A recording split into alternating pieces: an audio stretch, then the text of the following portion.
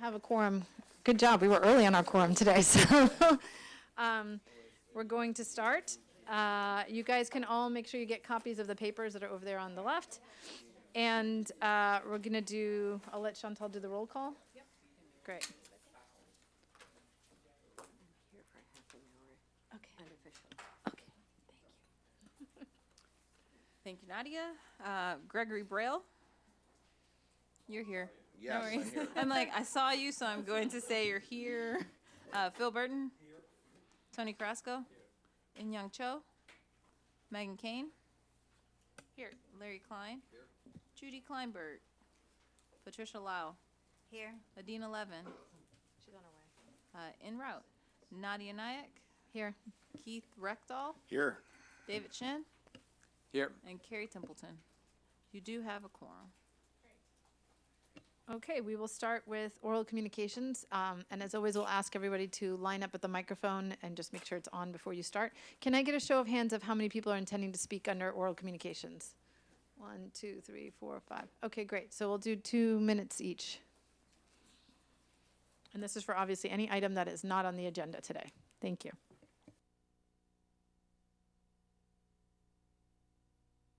Turn on your mic.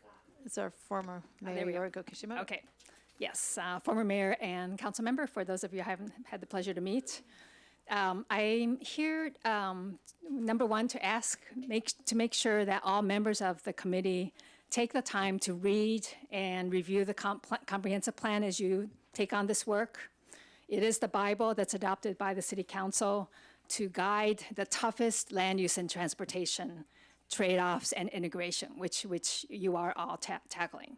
And it starts by saying that the key to a sustainable transportation system lies in providing more options and more convenience so that people will more readily choose not to drive. The policies and programs in this element must focus on providing convenient, affordable alternatives to the automobile. So the end result of your hard work here must end in a road and rail system that makes it truly safe and attractive for people to walk and bike at least short distances to schools, to neighborhood shopping centers, libraries, and other community destinations. So in that context, I have to say that the proposal for a 6-lane interchange at Embarcadero and Kingsley is frankly nothing less than a monstrosity and leading to another Oregon Expressway fiasco.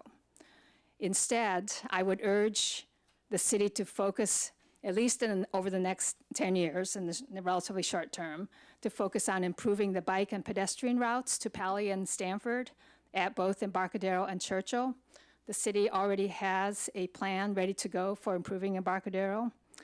And if you replace the pedestrian light with an overpass, you'll improve the vehicle flow as well. So in sum, number one is don't rush into decisions about Churchill and Embarcadero and North Palo Alto, especially if you won't be getting to it for many years.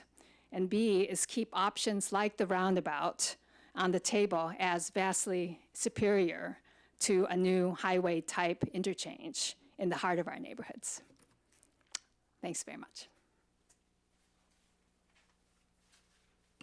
Next. And you guys can go ahead and line up after that. We have former Mayor Pat Burt. Good afternoon, and thanks to this committee for all the great work you're doing. I wanted to give you an update on the progress of the business tax as it relates to funding for the grade separations. So as a bit of a background, in early 2017, the staff and the City Council reversed a commitment that they had made in late 2016 to create a stakeholder group to pursue a business tax with the intention of placing it on the 2018 November ballot. As a result, a group of citizens began researching and exploring the option of how to pursue this either as a citizen initiative or what to spur the city to take that initiative. And in fact, we had this project was explored as part of a San Jose State University grad school class on transportation funding taught by Elizabeth Alexis. as a result, we move forward. We have a group of about 15 civic leaders, former mayors, council members, boards and commission members, and other civic leaders who have been pursuing this, looking at, frankly, we were looking at pursuing a citizen-led initiative, and there are certain advantages to that over a council one. We're gratified that the council took this up about 6 months ago. However, the meeting yesterday had an update that indicated that the council and the staff are disinclined to take on a tax at the scale that we had been considering, which our scale would have provided for hundreds of millions of dollars prospectively for grade separations, and they're probably looking at tens of millions of dollars. So I wanted to make sure you understand that other than the funds that we achieved through Measure B, the city really doesn't have access to any funds, and these were going to be major funding source for that, and you need to understand the implications of that. Thank you. Thank you. Next. Good afternoon. I'm David Kennedy, a resident of Professorville, and I'm fairly new to this process, so some of the things I may say are not based on having the deep background that a lot of other people have. Obviously, this is an opportunity that we're dealing with here for future generations on helping make Palo Alto a more cohesive community. And there are a couple of several observations I'd like to offer, hopefully fairly quickly here, that some may have been offered already, some hopefully are new, but as I say, this is sort of these projects, and I'll talk about them as projects along the various grade separations being considered, is sort of a one chance to get it right. There's a lot of money involved, and if we don't do it right, there's a few opportunities to come back and fix it, but it really deserves full consideration, and I think this committee and hopefully the council as well will be doing that. Another comment about major infrastructure projects is simple is usually better than complex, so if the project is something that the public understands is sort of typical patterns, I think that's going to be a better project. There's constraints we have to deal with. There's been some innovative suggestions I've heard of already, but some of them, in my opinion, will be quite confusing to the public. Another comment I'll have, having lived in Palo Alto for a long time and other places, traffic is a lot like water. It seeks its own level, so those of us that have seen changes here in Palo Alto realize that some of the traffic has moved on to other streets in a neighborhood. So if the arterial pattern changes, you can almost guarantee that traffic in other parts of the city will change as well. Thank you. So 2 minutes. Thank you. Next speaker. Hello, I'm Roberto Peon. I live on Embarcadero Road, and specifically, I live close enough to the area that is likely to be impacted by all this that I can give you observations that have been taken over, about 10 years at this point. And one of the things I want to point out is that the intersection of Embarcadero at El Camino and Town and Country in particular is extremely problematic, and there will be no ameliorations possible unless that is addressed, right? So it doesn't matter what we do with the roundabout. It doesn't matter what we do with a horrible interchange that I would, of course, not like because I couldn't get to my house. Because at peak traffic times, traffic is backed up on that side of Embarcadero all the way past Emerson, right? So all of the options that have been discussed thus far will do nothing because the traffic is already backed up there, and it's backed up because of slowness at Town and Country and at El Camino. Yes, also at Pali, but even when Pali is not having kids cross there, it's still backed up past there, and the only two things that can cause that are the lights at Town and Country and El Camino. I also want to point out that we've kind of been suffering at our location for various reasons. Number one, our front yard is completely unusable. There is way too much noise. It's not a healthy amount of noise. There have been bot dots placed in the front that were supposed to be temporary so that we could have a better bike path. They're still there. The trucks run over them all the time. It literally shakes the house, right? We can't get into our driveway without cars honking at us because everyone is expecting the right turn to be really fast, right? They're not expecting anyone to pull into the driveway. I just want, I would encourage you guys to come out to the house at any point in time to see what this feels like so you really understand it. It's really not very good, and I'm really afraid of what it'll be like if it gets even worse. And keep in mind, everybody on Embarcadero is also impacted by an additional 5-foot setback on their property, so we can't even build the house closer to the front so that we can have a usable backyard because the city denies it. So, please consider that. Thank you very much. Do we have anybody else? Hi, my name is Michael Chacon. I live at the corner of High Street in Embarcadero. And I'd like to change the focus for just a minute to Churchill and Alma itself. Mike Price came up with the concept to potentially keep Churchill open. And I'm trying to work with him with regard to fleshing out that concept. But I'm running into a little bit of resistance from the city with regard to obtaining civil drawings for the intersection of Churchill and Alma. Philip, to you directly, if you could help cut through that bureaucracy. Apparently you can't, or the city, at least when I was there right now, the Public Works Department cannot export just information because the Utilities Department considers it sacrosanct and the potential for terrorism or something like that. So not even Public Works can export that information to themselves. So it'd be great if I could get some of that information so I could actually flesh that out in a relatively realistic and accurate way. So if you could help me with that, that'd be great. Yeah, I just wanted to make that public, so I'm trying to get information and it's not very easy to do, and it's not very helpful. Thank you. Okay, it looks like that's it for public comment. So thank you for that. We will move on to agenda item number 3, which is a discussion. This is an update about the technical working group regarding the review of new ideas and iterations. So for those of you who might be new, we have broken up on this committee into sort of voluntary domain topics, and there is one group that is doing some more of the technical things.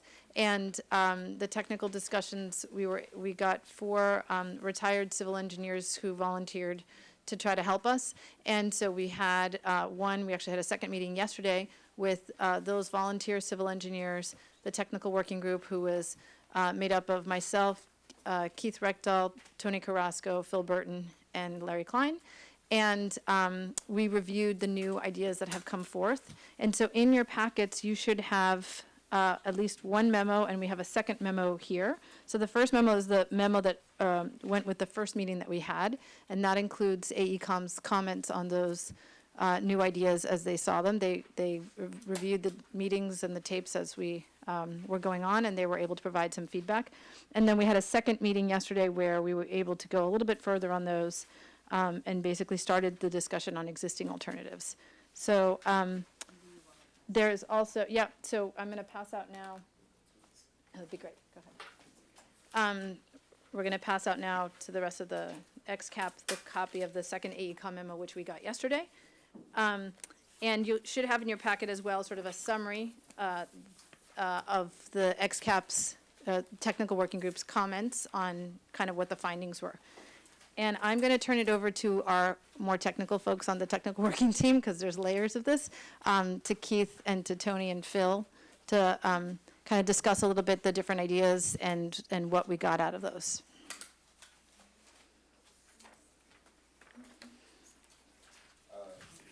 Keith, just turn your mic on. Okay. Okay, so which one should we start with? I guess you can go in the order. So if you look at the packet that's agenda item 3, Okay. you'll have the memo that I wrote, which is a summary. I don't know if whichever one you want is easier. Looks like it starts with the South Tunnel, Roland LeBron's idea. Okay, yeah, so the south tunnel with the at grade, so that would be the freight would be going at the current grade, and we would have a dual bore tunnel that would go down under the creeks and avoid contact with the creeks. Now, AECom had done some calculations. Do we want Roland to talk to his creek issues about whether the creek, he avoids the creek in his design or not? I think the point of this part is just to, just for the audience's sake, the technical working group was simply reviewing ideas and reporting back. Nobody on the technical group is making any decisions. So the point of now is to simply tell the rest of the XCAP members sort of what was discussed. Okay. And, if there's further questions, we can discuss that maybe in the deliberations piece. But in terms of now, it's just sort of a report out of Okay. exactly what happened. Okay, so, Because this is agendized basically twice. There's first is the discussion of what happened, and then the second one is the action that the XCAP will take. So I'd like to add one point. One of the, this is Phil, one of the purposes of the technical group meetings was to identify any potential fatal flaws in any of the designs, and those designs or alternatives would not be carried forward. Thank you. okay. Okay, so big picture, this we came to the conclusion is not a new design, but just a refinement on the current South Palo Alto tunnel. There were some calculation discrepancies that AECom's calculations were different than Roland's. In particular, the diameter of the bores AECom calculated had to be a little bigger. The avoidance, Roland's design stayed entirely on the Caltrain right away.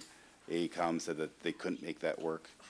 And then also the Adobe Creek was impacted on AECom's calculations. Roland's calculations showed that he could avoid both creeks.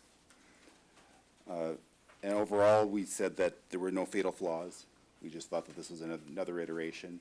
And if we would pursue the at-grade south tunnel, we would incorporate some of these decisions, some of these techniques, and iterate at that point. Is there anything else any other discussions? Yeah, I would like to say that with Roland's work, there's always the question of whether he's following generally accepted American railway standards or substituting European rail standards, which may be a little more relaxed instead. And this is not the forum to litigate those issues, because AECom is not about to use a design based on European standards, which are more relaxed than, let's say, ARIMA standards, as an example. I mean, I couldn't imagine you doing that. So that's still always, to me at least, an open question. Would you like me to address that? We are following the design criteria, and I believe it's attached to this packet as well. That is a published design criteria by Caltrain that we then have pulled out the criteria that is applicable to the design that we're using. So those are the standards that we're using in the analysis and design of the alternatives. And those are based on ARIMA standards. Yes, ARIMA, but also Caltrain's specific, Yeah. Trains, there's specific criteria that's specific to Caltrain itself. But I believe Roland's familiar with that. This comes down to, I think we need a working meeting down the road. If we do want to pursue the south tunnel, we need a working group where we get them in the room and discuss exactly what calculations were done and understand why they differ. I think, I agree at this point, it's not It's useful. not productive. Yeah.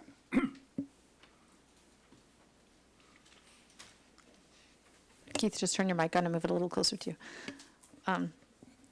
Okay, do you want to move on to the next one? Okay. So the next one, was that Elizabeth's? Actually, it's Tony's, actually. Okay. Tony, do you want to talk to you just? So this idea for roundabout came about from pretty deep community. Why don't you go back as to why we're talking about the roundabout at all? I don't know if everybody realizes that's a proposed mitigation to closing church. Yeah. Right. So the idea of fixing Embarcadero and Alma happened because we were looking at Churchill and the impact of a grade separation at Churchill and what that impact would do to the neighborhood on the west side as well as on the east side. So a group of us, a number of us actually, and I'll name them: Megan, Nadia, Dave, Jason, Yoriko, and then a couple of other people from the neighborhood talked about how do we solve this problem, as well as make the intersection of Embarcadero and Alma more Palo Alto-like, more pleasant, more compatible for bikes and pedestrians, and easier access to the schools and town and country. So we came up with this idea, two ideas. The simple idea is a classic roundabout that's used in the Dutch plans. They have high priority for bikes and peds, obviously, and fits within this area that we have without takings. Another version of that roundabout is keeping the existing, so that roundabout would require the elimination of the existing bridges and filling the area so that it's all on one level, very typical of a classic roundabout. The second version was what happens if we keep the existing bridges and lay the roundabout over using the existing bridges. That would save a lot of cost, but would require some modification of the bridges and some engineering to get it to be seismically to code to today's code. That roundabout was then, the staff then proposed what Eureka calls a 6-lane intersection that didn't feel like Palo Alto. And so we wanted to pursue this roundabout, either number 1 or number 2, the one where we fully close it, or we use the existing structures to see if we can add capacity to pedestrians and bicycles, as well as alleviate the traffic that goes through that area. Now, that said, the staff's proposal and AECOM's proposal is by far less expensive, being that the grade separation of the train will require a viaduct, and that cost is high compared with doing a 6-lane intersection. So that's it. And I personally think that it's worth moving this idea forward, only because it makes it feel more like a neighborhood and more like Palo Alto. Thank you. And I wanted to encourage the XCAP members who are not in the technical working group, if you have any questions on the first two alternatives that we've covered so far that were unclear or you wanted to know more about, obviously, just feel free to jump in. You know, I do need to ask a question. I've heard a couple of references to the 6-lane intersection, and that's not what we've talked about before, so I'm not sure where that's coming from. I believe it's the Kingsley and Embarcadero Light, which would have 2 lanes going west and 2 lanes going east, and then a left and right-hand turn lane, which I think. Including the left turn lane as a part of a 6-lane? I think that's what people are describing. That's what they're describing.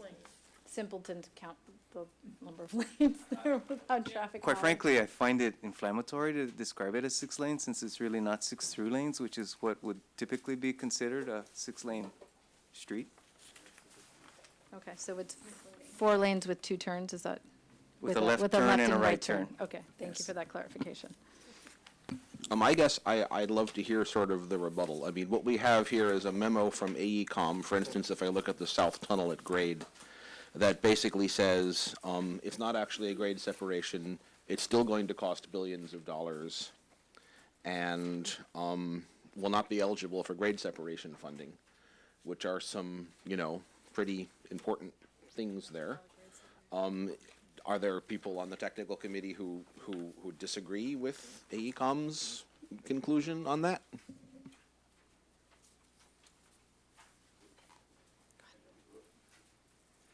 I don't know the details about the funding issues. Yeah, I mean, I think I will say, so this part, we're just sort of reporting out what was discussed. We can then sort of do the deliberation. But I think the point was, certainly for the South Palo Alto Tunnel, is that in terms of, do you bring this forward to the council to ask them to spend more money on it? The kind of general vibe was, well, if the council chooses to continue to study a South Palo Alto Tunnel, then this is an iteration that should be considered and could be an improvement on that. When it comes to Tony's idea, to the extent that if the council is willing to look at something that is more expensive, then this could be something that would be considered. But the group, you know, just in terms of, is there a fatal flaw? There was not an engineering fatal flaw to either of those that seemed immediately obvious to say we would have to rule these out. They both were something that we said, well, it could be considered, but that is kind of what we'd have to deliberate in the next step of this. Okay, so that right help? now, we should be asking questions about the report. and Right, not basically what of people what- think of the report. Right, yeah, Okay. exactly. I had a question about the roundabout memo. Do you know, Tony, was this memo with regards to both of the different roundabout options or just one of them? Because a couple of the bullet points only seem to apply to one or the other. Yeah. I think they're mainly both roundabouts, but it's more intense with the classic roundabout than the using existing bridges. What do you mean by intense? No, I thought it was the opposite. Can AECom respond can since they wrote it? Yeah, I mean, I think we had evaluated it based on the more impactful one, I guess we call it the odd-shaped one or classic or whatever, but we didn't. Sorry, the one using the other. existing structure. Correct? Not- Correct. Yeah, I see correct. Gary nodding, yeah. Yeah, I think during our discussions during the technical group meeting previously, it was clarified that there was additional option on the table, but we didn't understand that when we did our evaluation. That there were kind of two variations of that same alternative. On the roundabout and viaduct, does the viaduct land before Churchill? And does it land before the Caltrain Stanford station? Basically, you would need to do more work to Okay. understand where it would land. Okay. So what we tried to do is consider these all as high-level concepts and not full-blown engineering things, because despite the fact that Tony is an architect, we weren't expecting him to crunch all the numbers on his own. Okay. But for the Stanford Stadium, I don't know how you can go over Embarcadero and support that Stanford Stadium. I think it's, So, could we clarify? So based on just being 20 foot in the air, and, you know, knowing what we've done and studied, is that it would probably land after Churchill, and it would, what was the other question? Eliminate the station. It would eliminate the Stanford Games Day station. I know land is not a technical term. Judy, grab a mic. Can you define fatal flaw? I let the Somebody- engineers do that. Rare animal, actually. yeah. A fatal flaw is some feature that makes it cost prohibitive or actually impossible to build. Now, definition of cost prohibitive is difficult. Sometimes you can build a lot of very strange things, even though they may not be cost effective. And so I understand, technically, mechanically, you can't build it, but the only other filter was money, and I think there's other filters, and so I'm just wondering how you just decided on that one. Well, so the point is, we didn't decide, we're just reporting back that there was, we can only report on the first part, which is whether there was a fatal engineering flaw. Obviously, the fundable part is part of what XCOP will have to deliberate on in the next item when we kind of go through our own discussion and debate, because we don't have a number from council, and Yeah. this group was simply looking from an engineering perspective, is there Okay. something that makes it not buildable? Okay. And they can identify things that would be also particularly expensive, but there was nothing about, oh, well, because it would be too expensive, then no. Nope. We didn't want to make any decisions. We just wanted to sort of evaluate and bring it back to the full XCAP, because the goal is to have the conversation publicly and make sure the entire public Okay, understands that's what went on. helpful. So, yeah. If I could add to that, since the technical group did discuss this specific point, and as engineers like to say, you can build anything if you have enough time or enough money. And as such, the likelihood or the threshold at which anything would be considered a fatal flaw is actually pretty high. And I think the technical group did acknowledge that it was very difficult to find something as having a fatal flaw.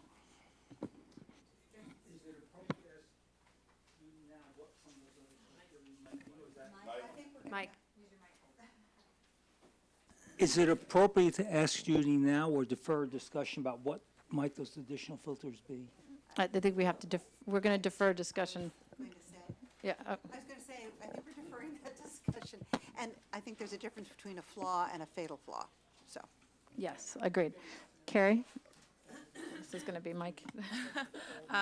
All right, I had two questions. One, just thinking about, somebody said that the tracks will come back down to grade in Tony's plan after Churchill. Does that mean that vehicles could pass under the elevated tracks at Churchill? Does it solve another problem?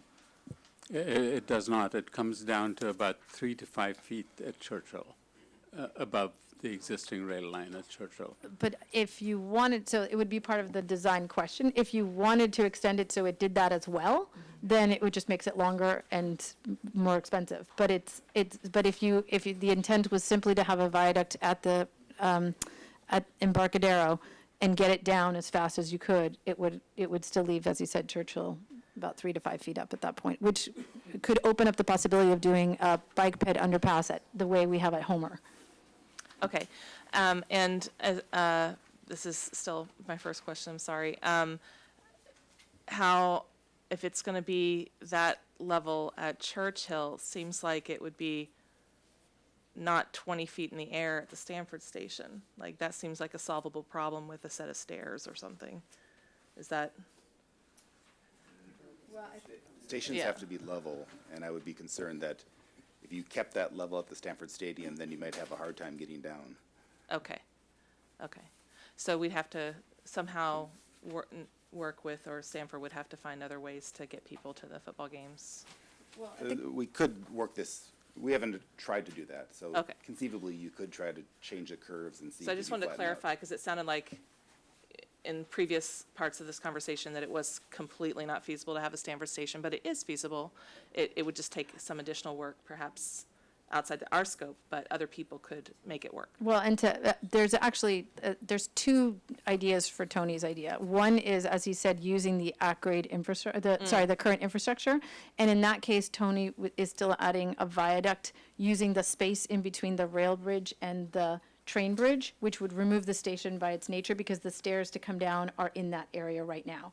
In the on-grade roundabout, building a brand-new viaduct, sure, you could probably figure anything out. As Ed said, anything is buildable as long as you can fund it. That's right. But I think it's also, one thing that the group also discussed is, in the closure of Churchill and the mitigations that are being considered, there is some discussion about there being the widening of the Alma Street Bridge, which could impact having to remove the Stanford Stadium stop anyway.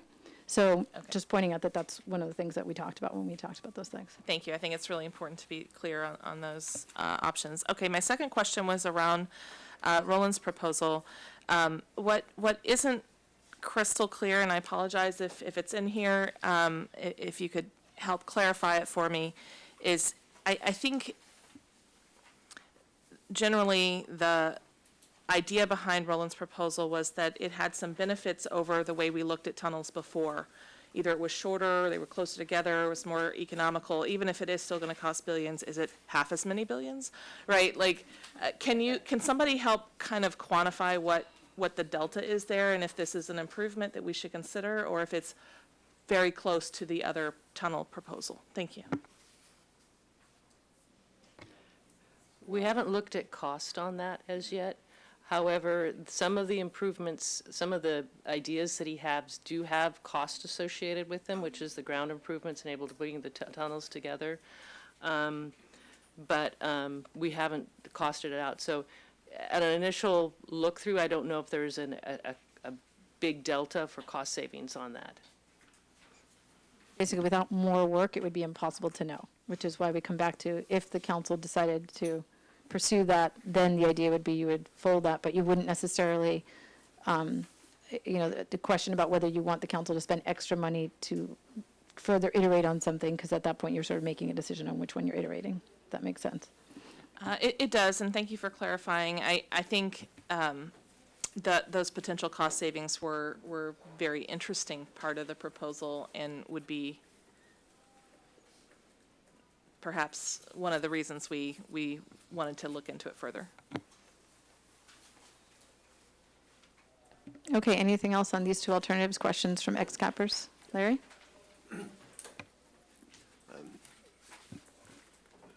Sorry I couldn't be at the meeting yesterday, but two questions to you. First to you, Tony. I know we aren't anywhere close to really having a cost estimate of these things, but what's your best guess as to the cost differential between your prettier proposal as compared to what AECOM is proposing now, or the roundabout using the existing infrastructure? So the proposal that we have on ground, excluding the viaduct, should be the same, about the same costs as Ed's proposal. And I've gone through some detail. Meaning the traffic mitigations. Just the traffic part. The viaducts will be the additional cost. The viaduct is going to be about 600 feet long, just the viaduct, and then the bridge is getting to it. And that cost is 600-foot long viaduct. I don't have my cost numbers here, but probably, what are you going to guess? 700 feet. Yeah. I think it's safe to say it would take some more math, but the idea is that it's a viaduct plus a traffic mitigation would be the number. The traffic mitigations are the same for both. The costs are about the same. The viaduct is the additional cost. Now, that's a complicated question, because if you're doing just one segment of viaduct, costs are huge for that one segment. But if you're doing a lot more segments and you're repeating the same viaduct, the cost goes down quickly per linear foot, right? So I can send you an email and tell you. Well, I think it does have to go to our decision-making process. So I don't think we can wait. I don't know, does AECOM have a very rough ballpark estimate? No, we don't, because we don't know the profile or the length of the viaduct that we're talking about here, so. Well, I we think would- Tony just said 600 plus. I can't do that math. I mean, it's not a linear cost. Yeah, We'd have it's to actually not.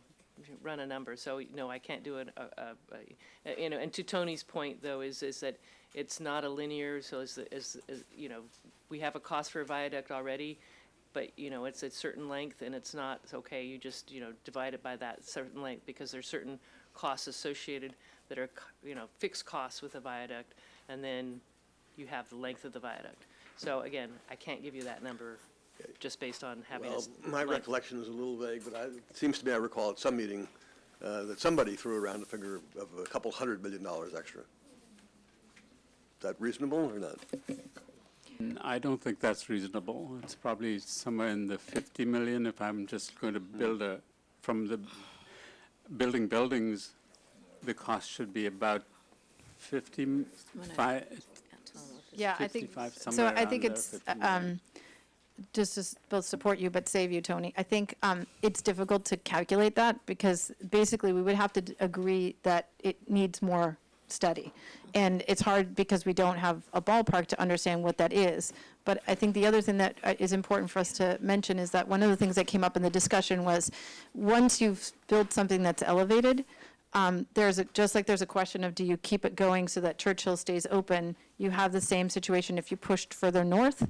And as you get further into downtown, there are more places along the rail line where you could have new east-west connections that don't exist today. And how does that fall into a conversation on the downtown Palo Alto section that we are not tasked with looking at?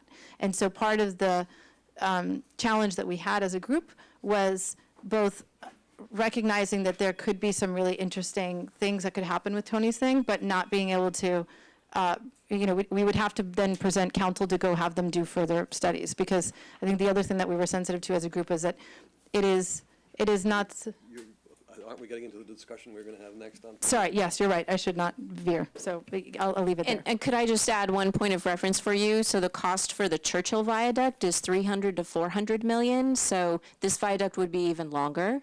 So, and then the other point is that likely the roundabout versus our mitigations that we proposed would require some right-of-way. So that would be, I think, make it more expensive than just our mitigations that we proposed. Thanks. Tony? Just one comparison. For instance, the building that we did on Lytton and Bryant, a new building, it's about 45,000 square feet and 2 levels of underground parking, costs 35 million. Okay. My other question was really to Keith and Phil, I think primarily.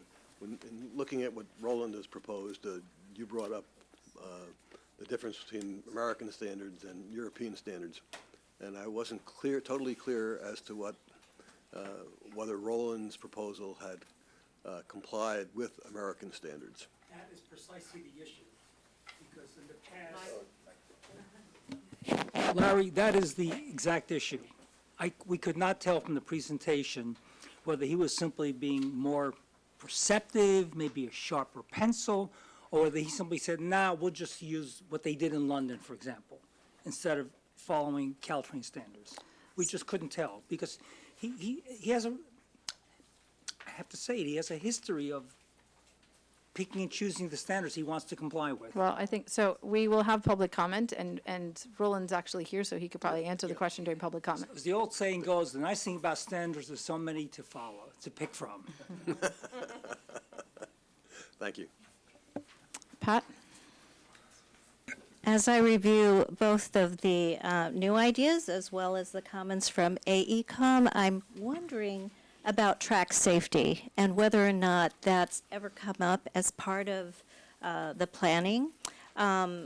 Lethal means restriction is very different in terms of safe routes to schools and the bikes and pedestrians. So, and again, this is a very important part of the planning process, and I would just like to go on record as saying that should be part of this in terms of things like fencing, lighting, signage, especially as we get more trains, faster trains. People need public education about the issues related to the prevention of injuries and fatalities. Thank you. Any other ex-cappers have comments on these two before we move to the next two? Okey doke. Keith, I'll let you keep going. Okay, so the next one is Michael Price's, and that was the Churchill crossing that would keep the crossing open by going under the tracks. The tracks would remain at grade, and the Churchill itself would go under. And then on Alma would be kind of split in two. You'd have a single lane on the original design, Michael Price's original design. You'd have a single lane that would go on the east side of Alma to service all those driveways. And then the rest of Alma would depress down into a light at the bottom of Churchill. There were concerns from the consultants about driver decisions. As you come in along, one lane stays at level and one dives down, and there's a Decision point there where you have to either choose one or the other and not split the difference. And if I could point to everybody, so this would be the second AECom memo that Chantal handed out, that there's more additional information with some drawings that should show the kinds of stuff that Keith is referring to. That would be helpful. And so we've had 2 meetings on this. I'll first talk about just summarizing the first meeting, then I'll move on to what we talked about yesterday. There were concerns about it was just too tight there, and so they were going to look at, do we have room in the planting strip to extend and make it wider? Concerns about the lanes as they go down. Do they have room? What happens if someone stalls there? Will we be blocking the depressed lanes? Concerns at the bottom when you get down at that light. Do you have enough trucks or school buses have the turning radius to make those corners? And also the concern that now most of Alma is being lowered. And so that would be some type of closure during construction, concerns about how are you going to deal with that? Is it complete closure, and is there any other way of doing that? So they thought about that, and they came back yesterday, and they modified the design to remove that decision point so that all the northbound lanes remain at grade. The through lanes would remain at grade. The only lane that would go down from a northbound standpoint would be the one that would be taking a left turn under the tracks. On the southbound, all the lanes still would be depressed. So you still would have half of Alma being depressed and half of it being elevated. That does have some advantages in that during construction, conceivably, you could create that retaining wall, close the west half, and have 2 lanes, 1 lane in each direction. So it's not nearly as ominous from a construction standpoint. But it's still, you're almost down to 1 lane each way. It's not going to be a good situation. So they modified that. They also got rid of the planting strips. So the Alma now is moved, and their planting strip there is maybe 8 feet wide. It's fairly wide, but has trees on it. So you'd be losing all those trees, and Alma would be extended further east to give you more room along for all these lanes during the intersection. So the northbound lanes all remain at elevation. Let me see, concerned. Oh, still, you have this retaining wall there. Everything is very, very tight. And one of the questions yesterday was, could you keep those 2 lanes open while you're doing a retaining wall right next to it? It's not like this retaining wall is 10 feet away. It's right next to the lane. And so there's still some concerns today about how exactly we can construct that. But in theory, if you can make that retaining wall and keep both lanes open, then that seems doable. And that extra space that you're getting from that, from the planting strip may allow you to do that. I think that's it. Actually, the encroachment on the right-of-way. Did you mention that? Oh, yes, okay. So down below, let's see, do they have, when you're down below and you're making those turns, to get enough turning radius, you would end up going, some of those turns would be crossing over Caltrain right away, down at the bottom. They have lots of that. It's the red line on the colored photograph. Yeah, okay. So the one that has the Vikings on it showing, that is you turn off both as you come, these are both on the southbound, as you come off and make that turn, and when you go from Churchill and take the right and get back on Alma. Their calculations showed that some of those lanes would extend into Caltrain right away.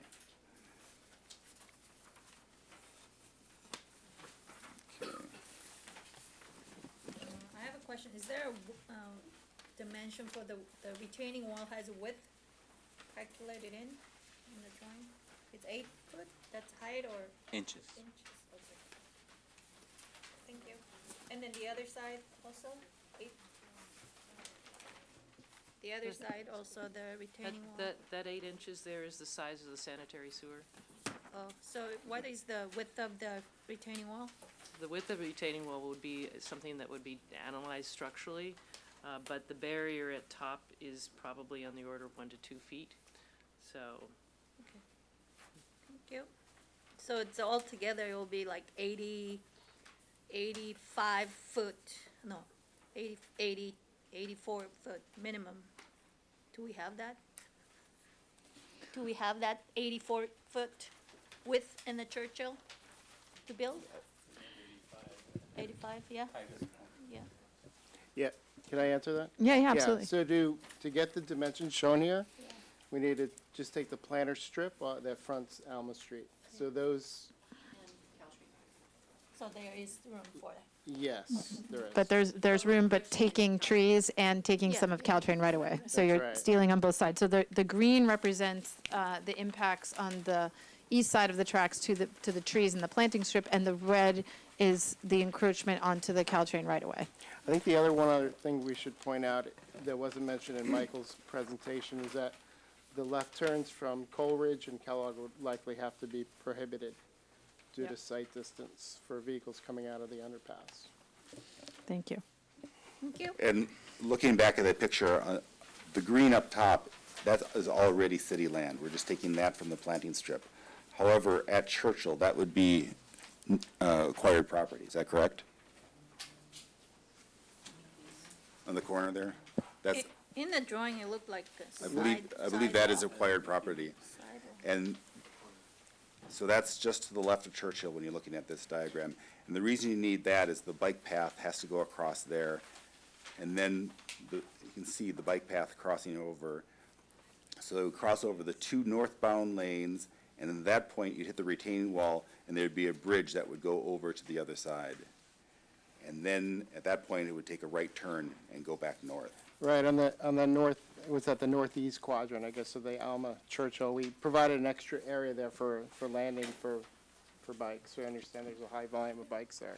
So is there, has anyone done the dimensions on this bike bridge? Because it looks like it's kind of launching straight into the air and then, I mean, I'm just a little skeptical. Was there any kind of dimensions done on how, because I know some of the bike bridges we have over 101 are quite massive. And, This one's gonna be at the yeah. same grade as Churchill's at, because I we're would- down below there, so this one's just gonna be flat. Yeah, so it's flat. The reason there's an extra little green rectangle there is because, I don't have, Mike's original drawing in front of us, but there's a Let light there. Mike, I was like, I know his name is Mike, sorry. Where the green landing pad is, right? That's still at grade, and so there would be a light up there because you'd still have two northbound lanes that would need a traffic signal. And so the bikes would kind of gather on that corner, go across, they're still all level, so that orange rectangle is still flat. Right. And it's not until you've crossed over that then it heads down. And then you're gonna shoot over, okay. How do the bikes cross the tracks? Do they cross them at street level? Underneath, that's where it goes down into a ramp. and so they would, right when you hit the retaining wall, you go over the northbound turn lane and the southbound lanes, and you land on the west side of Alma, and then you take a right turn and go straight north, and it goes north and declines down to get under the tracks and then crosses under. Oh, so that's similar to the plan that we have from before? Yes. Aha. Okay, thank you. Okay, you've got it on your screen now. Thank you. Dave, go ahead. I'd like to understand which house it is that might be impacted. My neighbor, the corner. Yeah, your neighbor, right? Yeah. Okay. Of the Churchill and Alma. And how, what would determine whether that house was taken or not? Like, is it that? It's a Little sliver bike path? impact. It's not a acquisition. So you'll see it says sliver take or TCE, which stands for temporary construction easement. Okay, it's just written. Yeah, It can be read this. either way. yeah, the note says potentially a house. Yeah. So that's a little more alarming. Where's, Yeah, Oh, can in you the A point column. out Right-of-way where this requirements. is? Yeah. It says full acquisition is and- likely, but not required, but a partial sliver residential takes potentially needed along Alma Street and potentially a home on the east side of Mariposa. So I just wanted to understand, is that a full home or is that the part of the sliver that was mentioned before? I think, I think the term is potentially. right, and this goes to This is the, a very preliminary design, so I don't think this anything, right. go ahead. Oh, I thought it was on. Yeah, it was referring to this home right here. So there's, as Nadia said, there'd probably be a sliver take just on the corner over here to accommodate the width on Churchill. Estimate? Yeah, it would just be a few feet. It wouldn't be much, but the right of way is pretty tight there, so that's what that note is referring to. And again, that we bullet would item. have to, if we decide to advance this forward, then you would get way more detail on this kind of stuff, right? Exactly. Thank you. Thank you. It's just written potentially scaredly, yeah, thanks. David, I agree. Using Ed's word from earlier, we don't want to be inflammatory in how we present this, so I appreciate you pointing out that, and that it's not we're not looking at large parts of the properties. To that point, though, I think for the purpose of clarity, that green, while it's called a sliver take, is actually a grade shift, right? So as you look at the top part of that small portion of green, the street itself will be, is it 20 feet down on the far side of? Yeah, it'll be about 20, yeah, it'll be pretty that tall green at that sliver. location. So it's a very different environment from what that property currently experiences.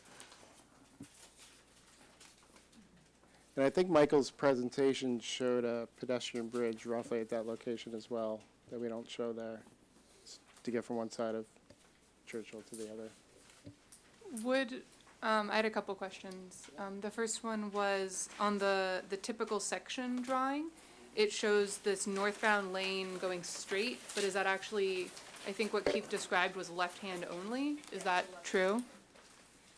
The northbound 11-foot lane Right. that's down there? Right, so it's, yeah, just pointing, but that would be a left turn pocket south of Churchill. North of Churchill would be the through lane for people making the left from eastbound Churchill. Okay, but you couldn't go, the idea would be that you wouldn't go straight from there. You could, I mean, it doesn't, nothing would prohibit someone from making that movement. Yeah. Okay. Yeah, exactly. There's nothing Okay. physical preventing you, but the law may not prevent you. I think May not allow you. Gary Black from Hexagon described it as you're trying to minimize the decision points, and so ideally, if your plan is to head straight through, you want to stay up at the surface, and so you try to encourage most people who are making the left turn to be the ones that submerge down, but otherwise, everybody stays up. Okay, thank you. Going northbound.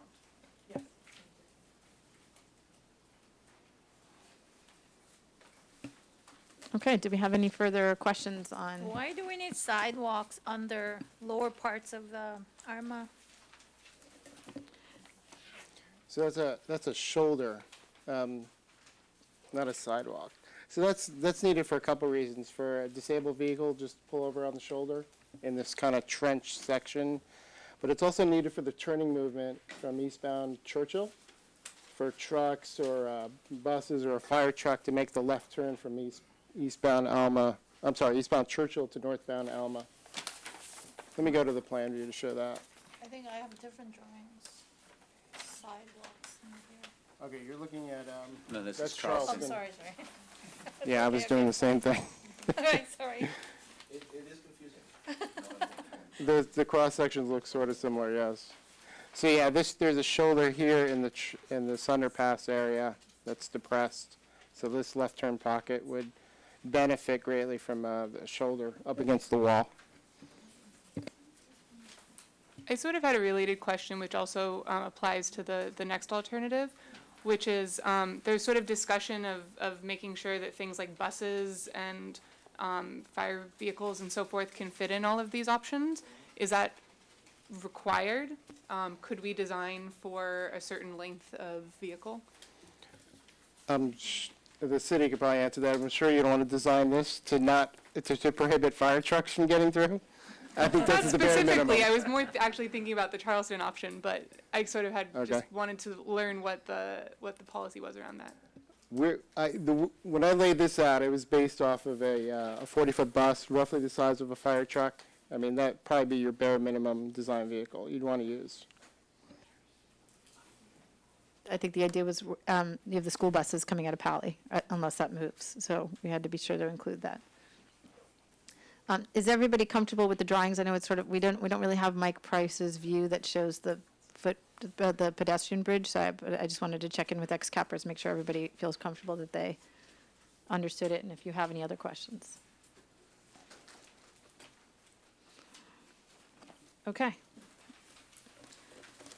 All right, Tony, Keith, you want to take us to the next one?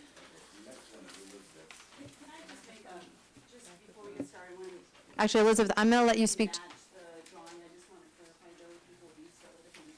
I think we'll have you speak during public comment, because I think, Yeah, I'll talk to that. yeah, Keith can cover it, and then you can speak during. Correct. I mean, this is the first iteration, and it does not match what Elizabeth planned. And we played a little game of telephone. Elizabeth told us, and then we told AECom, and then they went back and worked. And every step along the way, it kind of diverged from what Elizabeth originally thought. So this is not Elizabeth's idea. This is an idea that is very similar to Elizabeth's idea, but has been somewhat modified.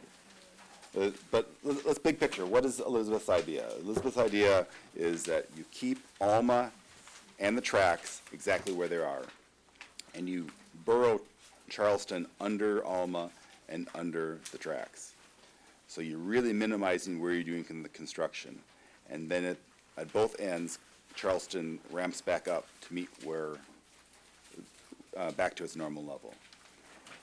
And that whole process now, if you wanted to retain every turning option, you'd need a clover leaf or some option. And Elizabeth is trying to avoid that.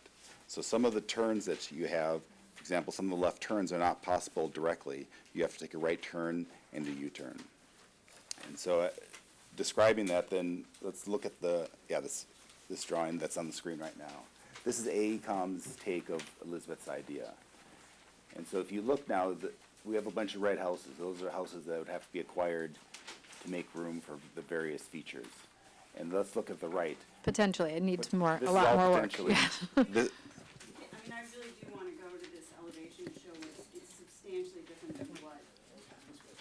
Yeah, Elizabeth, we got to have you play by the same rules as everybody else. I will let you speak during public comment, but I think Keith can cover you for now. But, I mean, I think what's fair to say is that because we had this game of telephone and because we made it so that the conversation was bound by the technical working group members, we did not allow the people who had the ideas to participate in AECom meetings. And so we have suffered sort of as a result of that, in that they couldn't really clarify what was going on. And, that's going to be a discussion for the group about whether that we need to make modifications to be able to do that, because, there's some ambiguity on some of these things, including Roland's and including probably Elizabeth's for sure. And, okay, so let's talk about right here.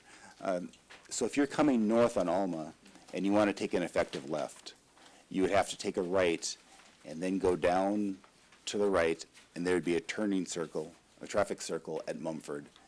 And this is sized a very large traffic circle. It's 2 lanes and turns around. And one of our questions was, does it have to be that big? And Hexagon's reply was, maybe not. They thought they could shrink it down. We'd have to do some more work to determine that. But that large traffic circle required now 4 houses to be acquired. Now, another option would be perhaps you could slide that down or slide that up and now only take 2, acquire 2 as opposed to acquiring 4. But this is just purely potential. This is not a final design. This is just kind of just a quick and dirty design.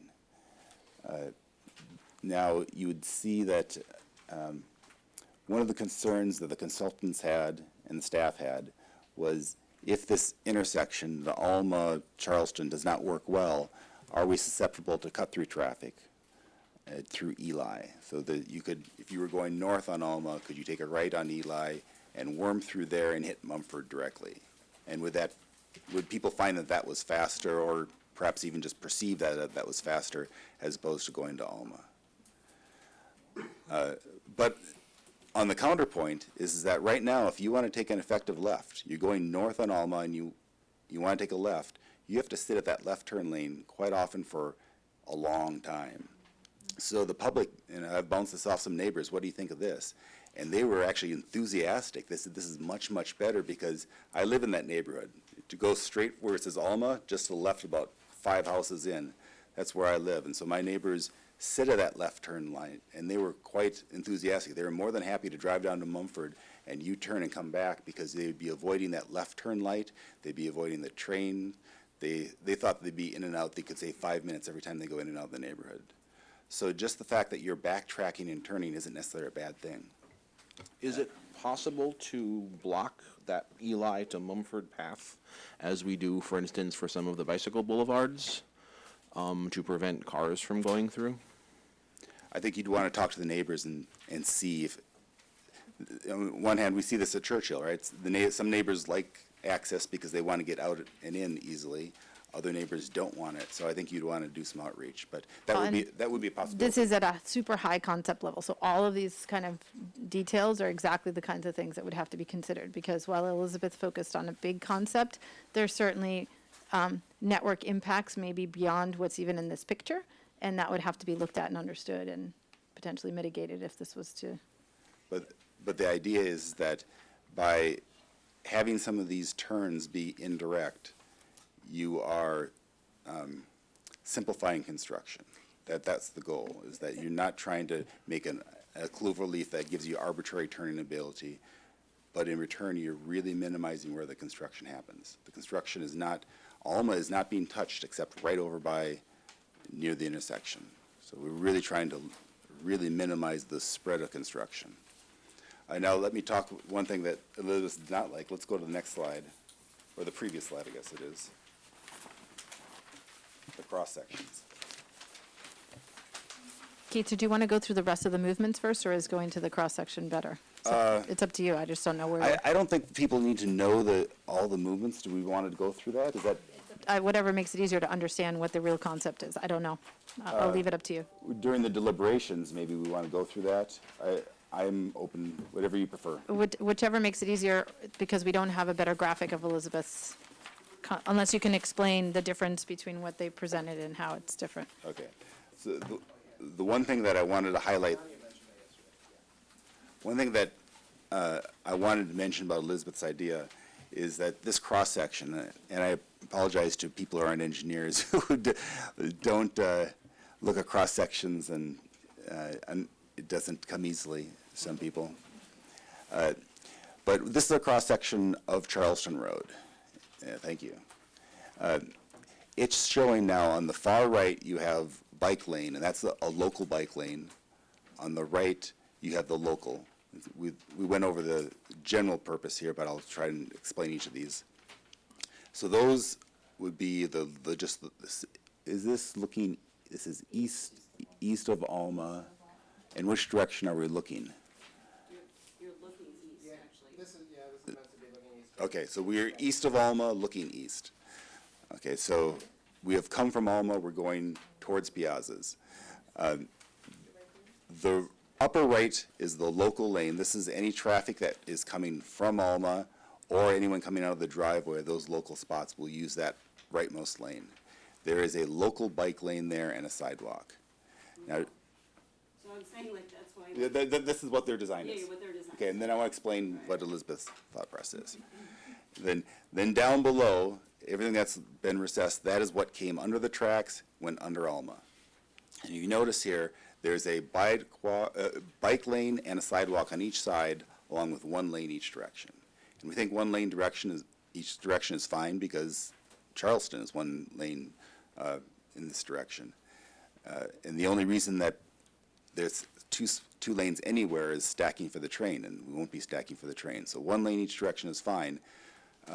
But what Elizabeth had was, instead of having the bike lanes on each side, she wants to put the bike lanes in a protected bike lane on the left side and keep that all the way till you get up to the schools, because It's even more than that. I mean, I'm really sorry to interrupt. I just want to, I don't want to go through this telephone thing. I mean. Elizabeth, Please just give us 2 minutes. for the sake of clarity, can we have you, I don't know how to do this without, being fair to everybody in the public, but I'm trying to have Keith explain it and. Okay.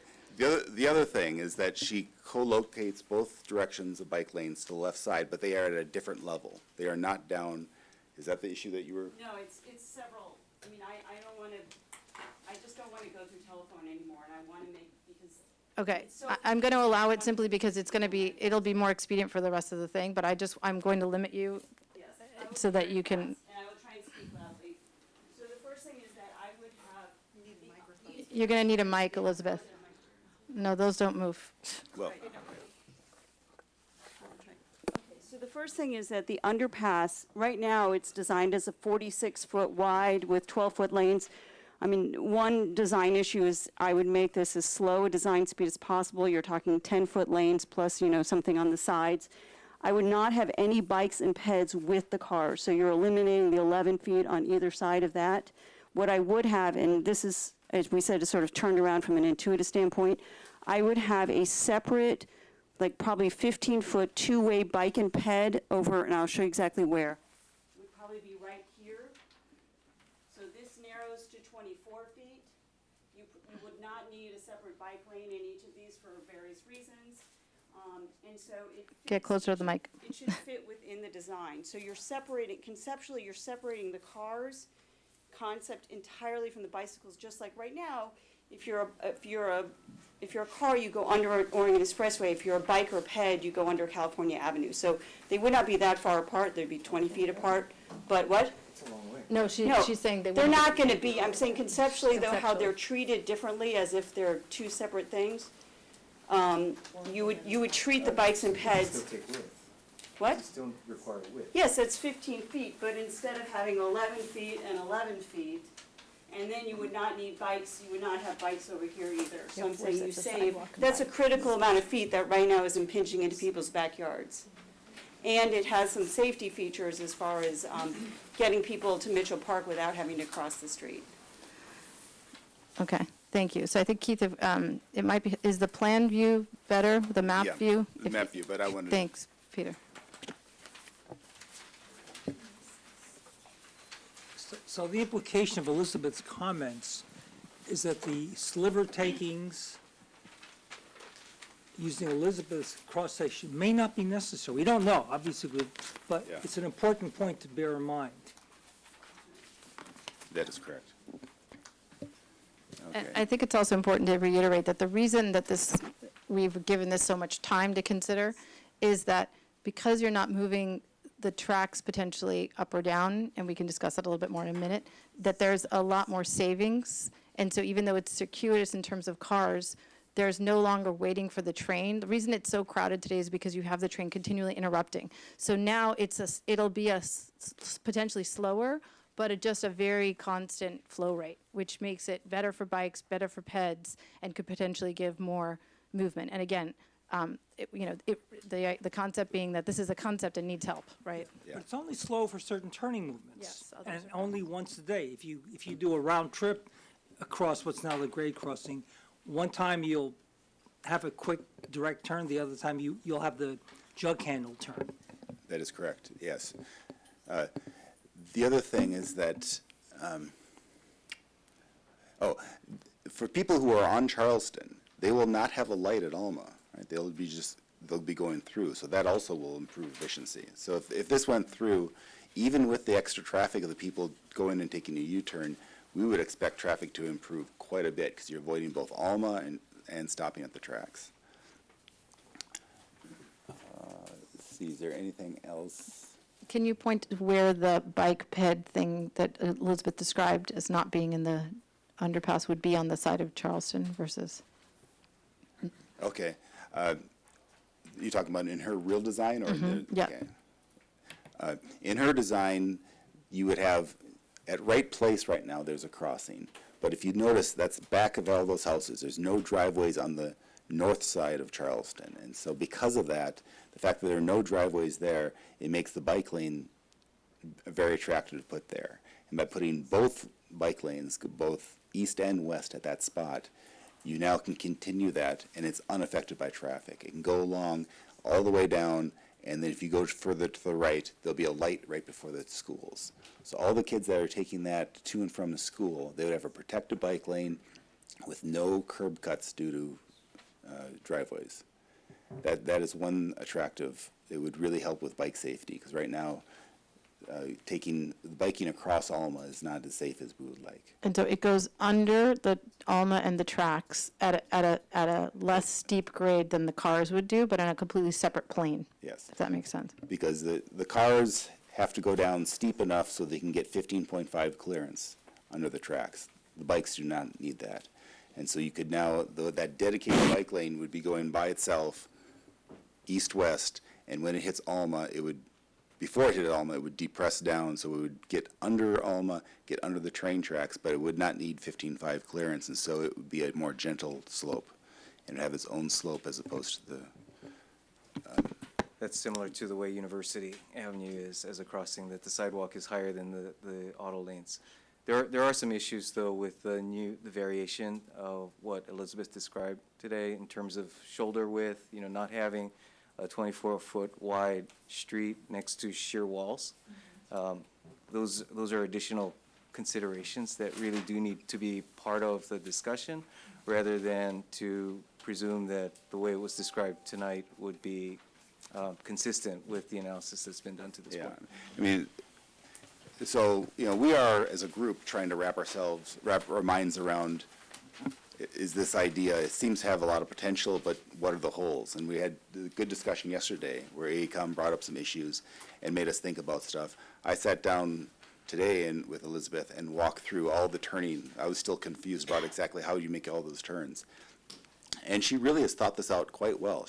This is not just an off-the-cuff proposal. She's put a lot of thought into this, and she has a lot of experience in transportation. So I think there's a lot of there, but we still would be very, very useful to sit down and have a working meeting with the consultants and get their take, because there are some things, like Ed mentioned, that we may be overlooking, and we want to make sure that, is this something that we can tweak and get this design better? Can you clarify there are some red buildings on the other side of Alma, on the south side? Okay, yes. That one seems to be red, but it's not, and that either is red or has an orange roof. I mean, it's someone's house, so it's actually important. Yes, that is true. And both those would be ones that you wouldn't necessarily have to take again, but it makes some of the aspects easier. And so we would have to, the finalized design would have to evaluate whether that's useful or not. And this diagram is based on what AECOM thought they understood, and not what Keith just described as what Elizabeth was actually saying. So again, it would require analysis. Yes. And just one additional thought, which we did not discuss. Excuse me, can I get some water? Go ahead. So just my, initially when I looked at it, it looks complex, but all of the turning movements stay. I think, to me, the most beneficial idea is not moving the tracks and not moving Alma. This is a huge savings because there's no shoe-fly track and so on. So I think it's worth pursuing, because it very well might be that this is the least cost alternative. So if we do this, what happens in Meadow? I was just going to say. Turn your mic on. And sorry, if I can remind everyone, so let's just keep it to sort of reporting out what it is, and then we'll deliberate in the next segment. But Not discussed yesterday was precisely the question about Meadow, but Mutatis mutandi, we have the same set of design issues and challenges and opportunities at Meadow. We have stacking, we have double lanes only for traffic stacking. I use that intersection all the time, that crossing all the time, and so I'm pretty familiar with it. though, Keith, the one iteration at Meadow is that the bike ped thing would be on the opposite side. So in other words, if you're in the Charleston Meadow neighborhood, on the Meadow side, the bike ped would be on the west side of Meadow, and on the Charleston side, it'd be on the north side of Charleston. So in other words, and that has to do with where the school locations are and kind of how the bike traffic goes. And so It's it ends up, serendipity in this yeah, it case, ends up being, from a traffic perspective and from an analysis perspective, Elizabeth's looked pretty kind of far and wide. There's a real benefit to that, but it's just very difficult to see in this graphic. Right, but I mean, what I'm literally saying is, in this model, the track stays at grade. Correct. But at Meadow, No, Meadow would be at grade also. same design for Meadow? Same design. Yeah, so now, Yeah, could I just make one comment about Meadow? We didn't look at Meadow carefully, other than the fact that the width is about 24 feet less at Meadow than it is at Charleston. So there'd be more impacts to the properties fronting Meadow. I had a question about. Carrie has something, I'm sorry, she's been waiting, and I'm Yeah. just hugging the mic here. I'm wondering if you can clarify in the drawing here why we have 2 lanes at the traffic circle, and why it takes so long to get the 2 different lanes to merge together. Is it possible to merge them before we hit the traffic circle? Yeah, the 2 lane, actually these 2 lanes are actually a pretty abrupt taper. So we get them here as quickly as we can. And Gary could maybe chime in on this, but this is laid out for a two-lane roundabout. So 2 lanes entering the roundabout. We want to get these 2 lanes on eastbound Charleston together before they enter the roundabout. Does that make sense? So I don't know if you can see my mouse. Why don't I take a crack at it? I think just as a narrative to describe the traffic issue here, and then Gary, you can chime in and correct me or elaborate as necessary. That as I think many who are familiar with the area know, the heavy traffic movement, let's say in the morning, if you could envision this, is going up Alma and turning left onto Charleston in order to get to the VA or to Research Park. And I think the number was on the order of 300 vehicles during that peak hour. And so in the afternoon, the reverse would be the case. You may have 300 cars going east Charleston to south Alma.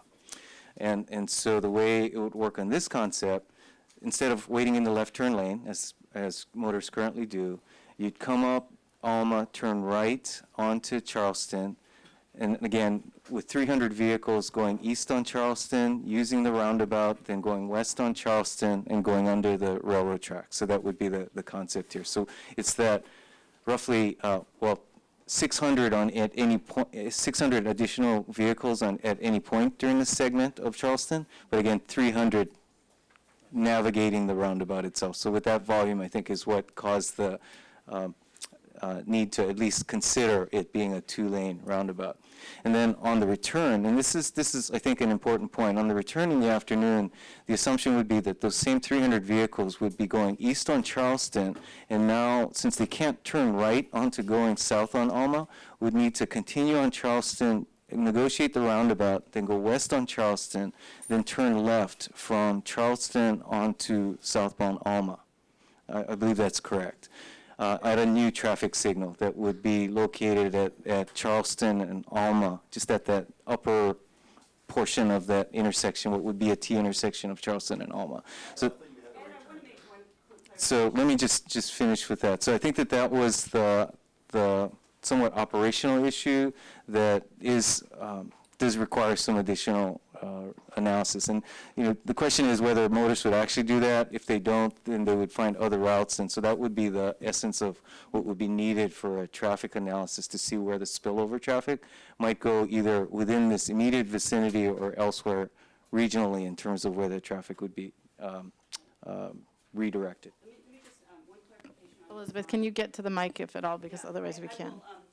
Yeah, so one benefit, one other reason why I like putting all the bike and ped on the north side of the street is then you could actually do sort of more Mike Price-like things. So you could actually have, if you're going east on Charleston, you could have a right, and Alma is very wide at that point. There's a lot of space.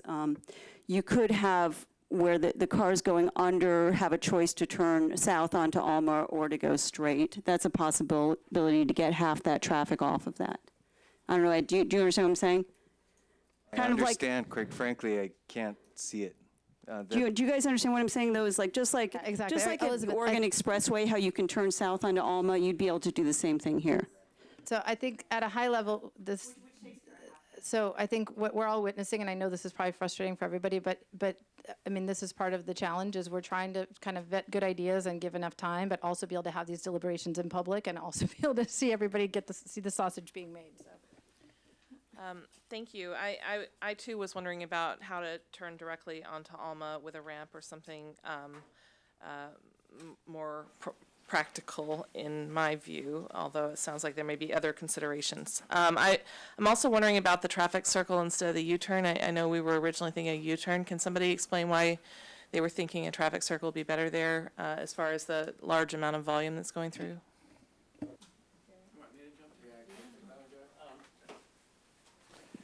The street's not wide enough to make U-turns. Street's not wide enough for a big traffic circle. Well, I'm not trying to be flip. I'm joking. What I mean is I don't understand because the alternative is also not viable in terms of width. It would function a lot better to have a roundabout rather than to widen the street and have a traffic signal there and then make the street so wide that you could actually make a U-turn. It would function much better just to build a roundabout, and the right-of-way impacts would be equivalent. Okay, thank you. Yeah.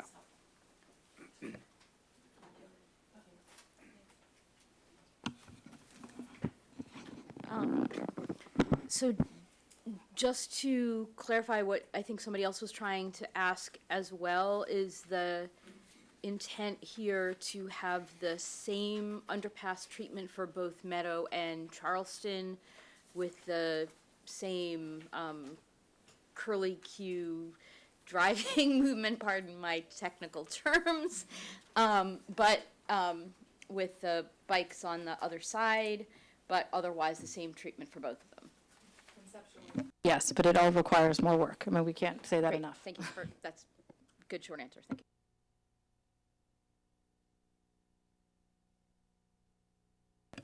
I guess I'll say this, but I'm not sure it's appropriate, but I'm just like thinking about now where the major turns are being made, which is only like that, right, on that diagram. My question is, and we don't have to answer this maybe, is there a way to design, take some concepts here to optimize that movement since most of the traffic is going that way? But that's a question we don't have to answer right now.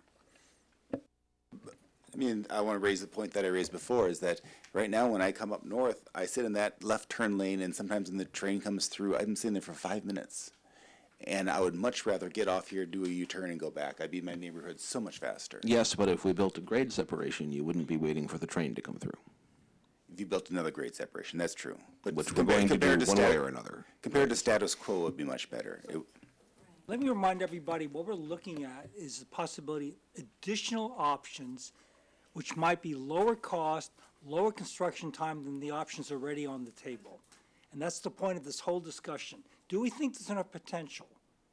And the conclusion from yesterday, the two meetings. Well, let's not do conclusions. Let's Yeah, just wait okay. on, yeah. All right, I'll stop. Can I ask him a question about what he just said? Yes. When you said it's lower cost, were you adding in the cost of taking the takings?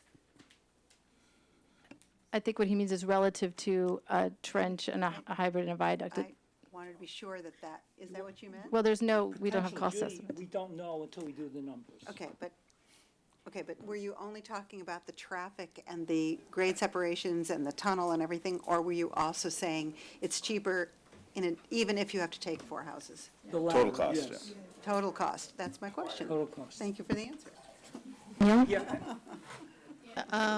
I want to ask a question on Churchill. Should I wait or the previous? Let's finish up here, and then I'm going to take public comment, and then we can come back to that. Does anybody have anything else on Elizabeth's idea for right now? Sure, Pat. Once again, these two crossings, current crossings, are where the hot spots exist, Charleston and Meadow. So my concern would be, again, if the train remains, at grade, issues related to access and, of course, adequate fencing, as you mentioned, and if it's similar to like University, visually I can see that, but again, making sure that illegal access is prevented.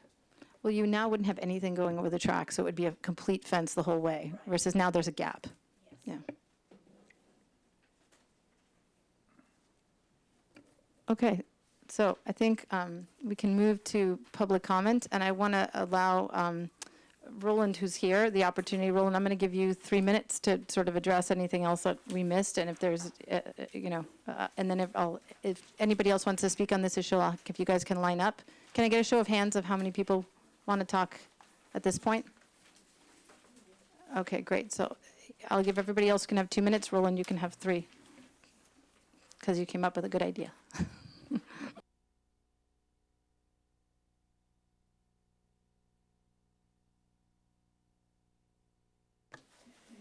Thank you for the encouraging comment.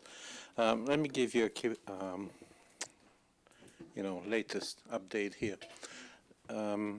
We've exchanged a lot of really technical information. Is this going to be through the chair? Is this going to be part of the public record at some point? I mean, I know we've got. Yes. Okay, great. So right now, what we're doing, in first phase, we had all the sexy videos, yada, yada, yada. Now we're getting to the point when the rubber meets the road. We're going to an extensive RAM diet, and I actually got the first version of the Embarcadero ramp last night, and now you've got 30 feet on each side, and you could put the tracks anywhere you want, so they don't have to be in people's backyard if you don't want to. But I want to address a couple of things that were said. In terms of standards, somebody characterized European standard as lax. Well, they are called TSIs, Technical Standards for Interoperability, which were used by the High Speed Rail Authority. My time up? No. Okay, 10 years ago. And this is what made it possible to have a train anywhere in Europe, going to any country in Europe, because all this stuff works together. Now, having said that, our first approach was high-speed one, which is basically this connection between St. Pancras and Channel Tunnel. And then, obviously, they found out a couple of errors, and they had to increase tunnel diameters by 4 feet, but the standard we're using right now is high-speed 2. That's what we're using. Now, costs. I think AECOM have got the credibility issue here, because in Faster Bay Area, they've actually quoted $1.1 billion for a 6-mile tunnel under the Altamont Pass. So I'd like to know why a 3/4 of a mile tunnel in Palo Alto should cost billions of dollars. Standards. I started reading this. This is a real issue. So there's some real Caltrain standards, 2007, 2011. What's out there are actually AECOM standards. And it tells you over and over again that they're going over and over above what the CPUC requires.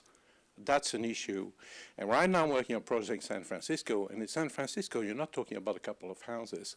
These standards are talking about taking down multiple hundreds of $1 million high-rise buildings, up to $2 billion worth of buildings, instead of, if we use other standards, actually being able to go right through a building without taking it down. Now, right, so let me wrap up here. Caltrain has got a severe governance issue, and people have begun to realize this is a bus company. And the consultants have run a mock day. The High Speed Rail Authority, Brian Kelly went in there and basically started doing a complete cleanup. He's basically flushing WSP out of there. And I think at some point when the new directors comes in at Caltrain, we're going to do the same thing. We're going to start flushing all these consultants out of there and bring in real people and put Humpty Dumpty back on track. Do you have any questions? Go ahead, Larry. Roland, I confess not to be a technical person in this sense, but I would like you to answer the question directly. Mm-hmm.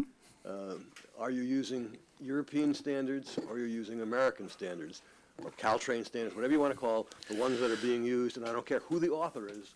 I want the standards that everybody else is using in their calculations. Which are you using, European or American? I have been using European TSIs. What just showed up on that packet took me totally by surprise.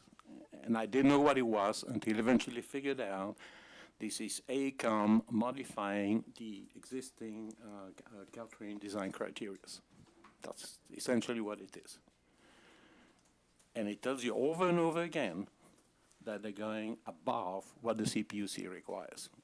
Just Google it, look for CPUC. I don't know how many hits you're going to get. Hold on a second. Uh-huh. So you're saying that what AECOM is using is not the Caltrain standards, but is something higher? Well, they've taken over the Caltrain standards. No, that's no. what happened. Caltrain has the final authority as to whose standards they use. Okay. So The last let me try one more time. Mm-hmm. Even if there's some different standards supposedly being used, Mm-hmm.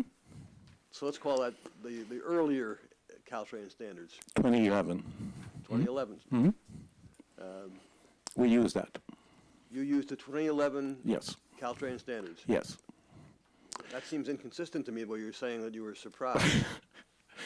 Okay, hear me out. The 2011 Caltrain standards have got nothing about tunnels. Does that make sense? No. Well, when Caltrain had the standards like the tracks can only be so many feet away from whatever, we used that. But when it actually came to internal diameters, we use European standards. We use high speed too. Well, I'm really not following you there, because I'm sure Caltrain's had tunnels before, so. Yes. I think No, that if I can help here to explain what Roland is saying, Caltrain is in the process of developing new standards for the tunnels they have to build to Transbay Terminal, but up until then, none of the standards have dealt with tunnels except the 1908 existing tunnels. And so which are, not. And what I've discovered actually is that AECOM have been rewriting the new standards. That sounds to me, that seems to me to be an unfair thing. AECOM works as a consultant. The government agency is the one that makes the final decision as to whether to accept that or not accept that. Okay. Well, you know Caltrain as well as I do. Nobody works for Caltrain, so. Okay. Caltrain doesn't have a single employee, so. Well, and we're addressing that right now. Let me just make very sure. So, in doing the tunnels, now that I understand the point that Nadia mentioned, you are using whose standards? Okay, the European technical standards for interoperability, which are the basis of all the technical criteria that the High-Speed Rail Authority has been using for the last 10 years. Roland, is it fair to say that they match high-speed rail's criteria? Well, they used to, but then again. Well, no, but without joking, I mean, this is very technical and people need to understand. Are you saying that the same 10 years standards? ago, yes, they absolutely were. They were direct matches. And so you're saying that you're using technical standards for high-speed rail that were used 10 years ago by high-speed rail, but high-speed rail has since then changed those standards? Yeah. The issue with high-speed rail is that they basically did not look at any design below 200 miles an hour for a tunnel. That's the issue. And that's the issue we hit in San Francisco. There's no way that you can drive a 200-mile-an-hour tunnel to San Francisco without taking $billions worth of building. The problem is that lower tunnel speeds mean you could use a different design standard, and high-speed rail has not used anything lower, so there is no current point of reference. Exactly. And just to wrap the point up, in London, I can show you that as you leave the London core, the tunnel design is different than what the line uses later on when they get to 200-mile tunnels. They use different tunnel diameters. Okay, I did want to give AECOM a chance to respond, because as I'm looking at the criteria document, I see everything cited as, page this of a Caltrain standard, page that of a Caltrain standard, so I would love to give you the opportunity to respond. That is true. So this is all derived from Caltrain's standard. Caltrain has reviewed this criteria and has given us comments back so that we are in compliance with Caltrain's current design criteria that we were designing to. And then to go back to Roland's statement about the Valley Link cost estimate of 1.1 billion, that is, it was not for an 8-mile tunnel. No, it was not. Please read the documents that was published by Valley Link. It's for an 8-mile segment of 3.5 miles is a tunnel, and it is a completely different tunnel, different design speeds, no shoe fly, no electrification, so it's really a different animal. So you can't compare apples and apples to the cost that we're looking at here versus the cost that was developed for Valley Link.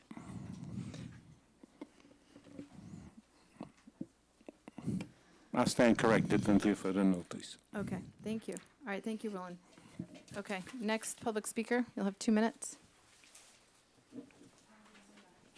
Are we covering Churchill as well as the other? You can speak on any one of the 4.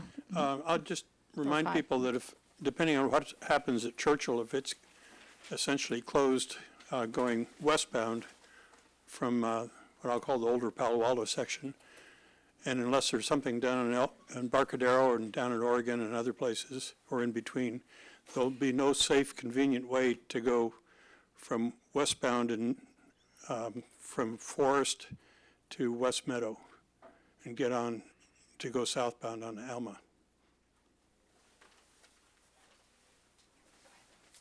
So I have a question on the Charleston Meadow underpass concept, which I think is great because I live in that neighborhood. But my question is, do we have traffic data on the number of cars that are turning in the 4 directions at that intersection that can be used? Because I think I'm concerned with the number of cars that I see in the morning when I drive through that intersection. Thank you. Yoriko Kishimoto again. I came up because I do need to correct a comment that was made earlier by, I think it was a city manager, objecting to my calling that intersection at proposed intersection at Embarcadero and Kingsley 6-lane. I mean, I'm thinking about it as a pedestrian. Many students are in the area, Pali, Castellea, are within 1 or 2 blocks. When they cross the road, they're going to be crossing 6 lanes, 2-way traffic. So it is a 6-lane intersection. So we need to be clear about that. And one advantage of having like a roundabout design is that with a roundabout, you only pedestrians cross only 1 lane or 2 lanes at the most, and it's only one-way traffic. So you're only looking one direction, and you're crossing 1 lane, and then you cross another. So I think the city could really benefit from having a roundabout workshop to really understand. Stanford University is a huge fan of roundabouts. They've become a huge fan.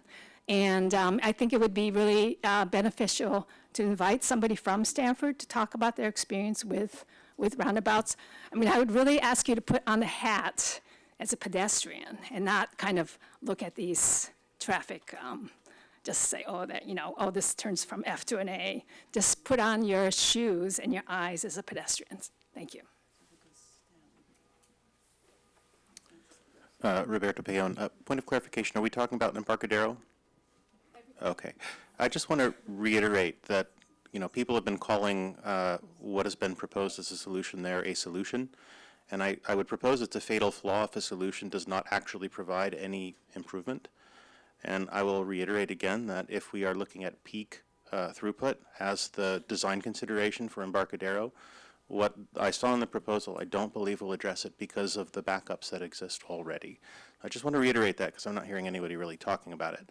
So I think it's really interesting to think about options at El Camino and Embarcadero, and at Town and Country and Embarcadero. I think solving those problems would enable anything else that we might want to do to actually have impact. Questions on the Michael Price design feedback. I saw one of the things there said it's more expensive, but I think one of the questions that is really interesting to ask there is it more expensive if it prevents us from having to redo a lot of or spend a lot of money on Embarcadero? In that case, if we're looking at it holistically, it may actually be cheaper, and I think that we should be looking at these things holistically. I'm curious, around Megan's question about vehicle length standards. Currently, we're talking about, as one of the options, closing Churchill, and clearly it would be difficult to get across a closed Churchill. So from that standard perspective, it seems a little weird that we would be saying that it's worse to allow some vehicular traffic, but not other vehicular traffic, that's an a priori problem. Not being a traffic engineer, I'm guessing that one of the problems here might be we don't want people to make mistakes and get stuck. That would be bad. But if so, I think that would be an interesting thing to actually have, interesting thing to hear actually being mentioned explicitly. Thank you. Gary Lindgren, I really like Elizabeth's concept for Meadow and Charleston. So many people here have complained about viaducts and certainly berms for the tracks, and having that level tracks is going to be great. But I also would like to say this could also be used for Churchill, the same concept. More property would have to be acquired, but think about it, this could be a very nice thing for Churchill too.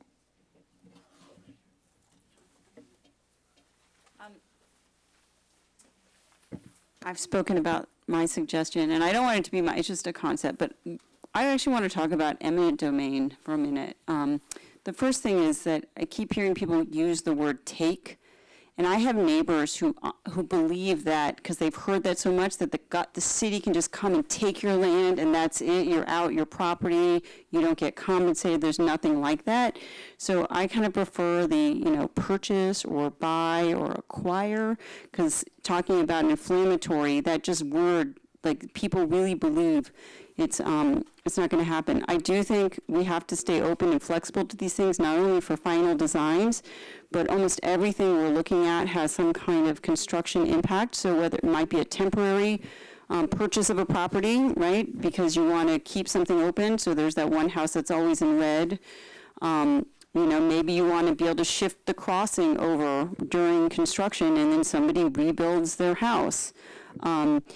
There are people also who live in places right now that they really don't like living in some of these, on these busy streets where their front yards are not livable. If we talk to them, they might be very happy to sell this property, especially if they find out with eminent domain, it means you can move your property tax basis and you can defer all your capital gains. So I think we need to not, I don't want to go through something where we're buying out whole neighborhoods, but I also think we're throwing a lot of stuff off the table or putting ourselves through a lot of unnecessary pain through a construction period if we don't. I know the city doesn't like having these conversations. They get into all sorts of sticky things. But I think we really do need to look at some of these people who are living in places right now where it is not a good quality of life, and it might be something that they would welcome.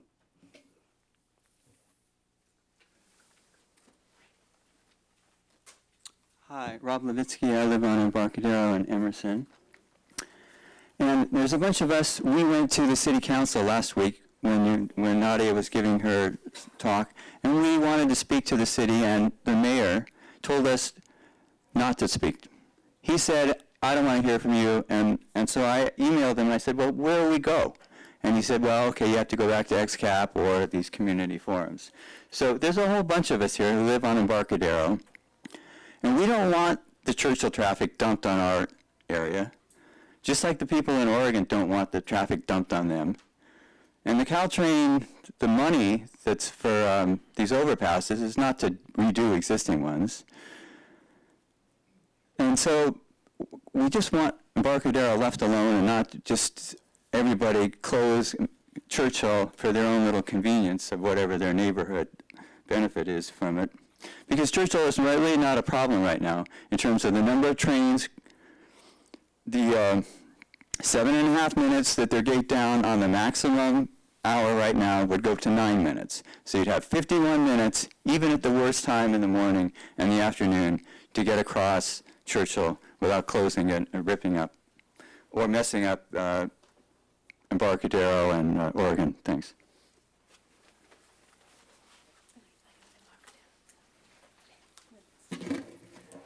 Hi, I'm Reshma, and I live on the intersection of Alma and Embarcadero.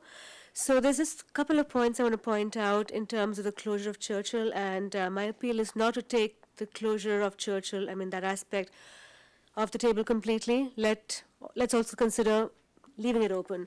Number one is all the egregious errors that we have found just as citizens in the traffic report, which has just come out from Hexagon last week. There's so many out there, and we can actually send a list to you all if you like. Just like one particular instance is that 2 lights, one at Kingsley and one at Embarcadero Slip Road. Can you imagine the traffic congestion? Right now, Alma flows pretty freely. And this is an intersection which is going down to Town and Country. There's going to be Stanford expansion, Castelli expansion, downtown, and 6 lanes, and all the Pali kids going down there. So right now, on the Slip Road, every morning we see hundreds of cars dropping off their kids going either down from High Street or turning around and going down the stairs. Can you imagine at high speed as people come on 6 lanes, stop there?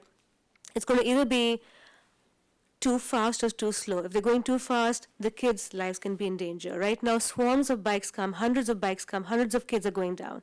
So please don't not take that into account. I think the traffic study really needs to go on to 2040 and have a better sense of what the future prediction for traffic would be. Because it's not just the traffic, it's really about the safety of our kids. I have 2 kids that go to Pali, they cross every day, and I know that when in the morning, it's really a terrible time already. If you add all those extra cars, it's going to make it even worse for safety.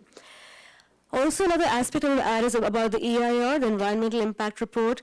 So imagine if you have 2 lights there, 6 lanes, kids crossing, extra Stanford, extra downtown traffic.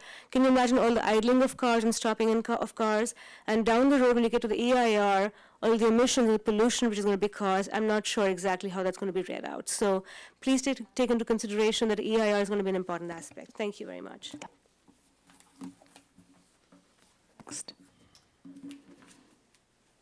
I just want to make a quick remark that, yes, I just was on Churchill, and I was trying to go eastbound, cross the train tracks from Churchill to make a left, and I waited 4.5 minutes, and that was just today.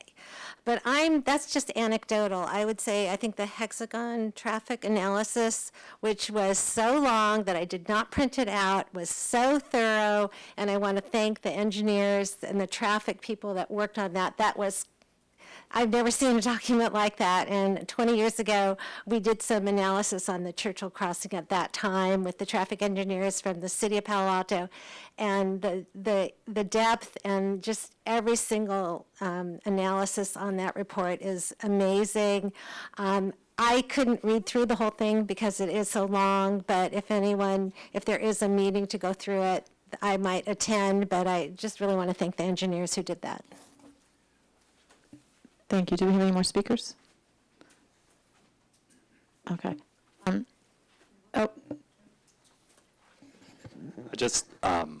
kind of listen and then I try to fill in where I think something's missing in the context based on other things that are happening on the peninsula.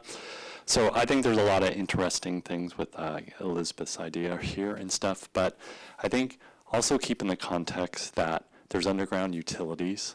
So in one sense, this is simpler and it has a lot of benefits. There's these other things, like up in San Mateo, there was an 18-inch PG&E gas pipeline along the rail. There's a fiber optic. Those things delayed construction. Those things are hard. Part of digging down is you got to deal with utilities. There's might be sewer lines in there and stuff. So it's not saying this isn't a good idea. It's just saying when there's like quick comments, oh, well, we need the lane 10 feet and not 11 feet and stuff. It still needs to kind of work through the process of what ultimately kind of works and doesn't work, including construction and dealing with utilities that are buried in that zone and stuff, because that'll take time to relocate. Totally possible, but it just takes effort, and that's what I just want to say. Thanks. Okay, ex-cappers, we've had 2 requests for a 5-minute break so people can bathroom and water and whatever, and then we'll come back into the meaty discussion. So if we could all be back at the table by 6 o'clock, I'll give you 7 minutes, then that would be great. Sooner the better. What? No, it's to 7. The notice was till 7. No, yeah. Yeah. We won't make it if we go to 6. Well, I mean, I think we've talked about it for the last several meetings that we have to go to 7. No, it was something that was announced. Chantal actually put it in the.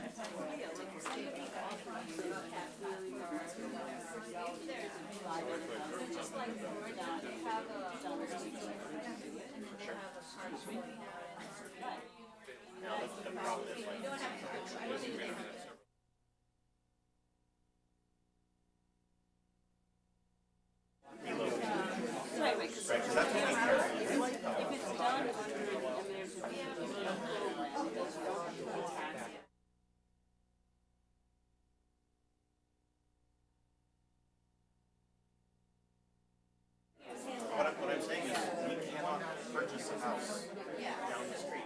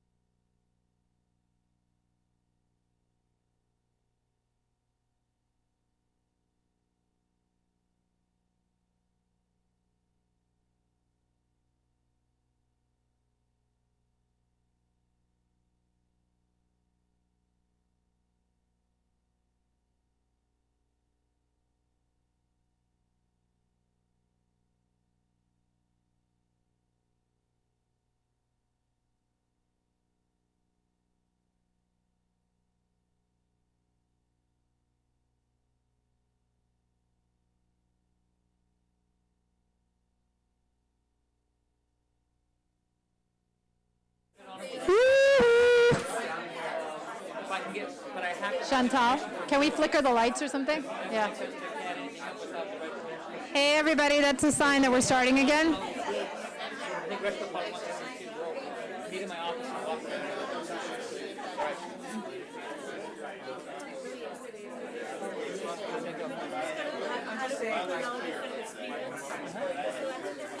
I know.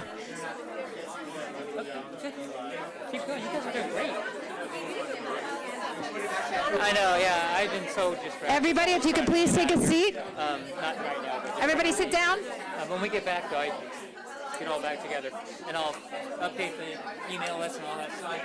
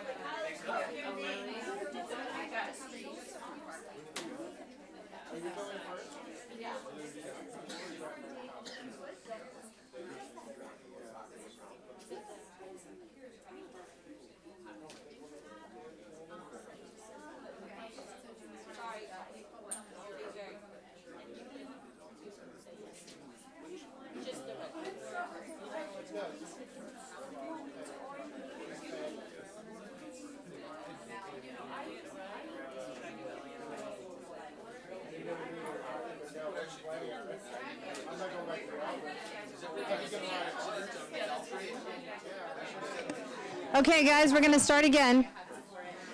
I'm going to call the meeting back to order. So In-Young had a comment, and then I guess AECom has stayed just to be able to answer her question, and then we'll keep going. So go ahead, In-Young. So this is the map view of the church in Alma, and there is a potential, because of the construction, there's this strip of the land is going to impact my neighbor. And I was wondering if we can move this whole street over, like 4 feet over towards the Pali side. And that's not going to impact any of the traffic or anything. It's just going to save that house. And also, in that comment regard, because of the people at Churchill, because of the traffic on Churchill, they have a hard time getting in and out on their driveway, and also animals get killed and etc. And since because of the different level elevation, this Mariposa is going to be closed, but because of there is room, if we move a little bit, maybe they could have their own extra road. I mean, one lane. Is it? I think, no, it's still. Yeah. Okay, can you comment? Yeah, this proposal, Michael's proposal is to have one lane. So at grade, so let's say you make a right from Castellea. Okay. You're still at grade and you could enter the driveway, for example, at this home. Yeah, but maybe. That was the whole point of him doing that, so there would be no property acquisitions. Maybe by doing so, maybe you can increase all the way to El Camino. Yes, I think what she's trying to say is, can we move it to the north a little bit, but that means more impact to the school. Right, I think it would, bottom line, it has to be studied to be able to get that answer. Exactly, yeah, Right. but I think this question is, eliminating taking some Yeah. land. Okay, thank you for that. Okay, so I recognize that we're having these long meetings, and I would like to get done by 7 o'clock. It really is kind of a hard stop, and so I'm going to try to move this quickly. Larry, to put you on, we were just talking about a way to make sure we get public comment, but also get through the conversation, and you were saying something about limiting public comment. What were you saying? Point of order, please. Yes. Point of order. I don't know when you decided that this should be a 3-hour meeting, but I don't remember a conversation here by the committee to have a 3-hour meeting tonight. And I did get something from Chantel, which I'm sure everybody did, about in January.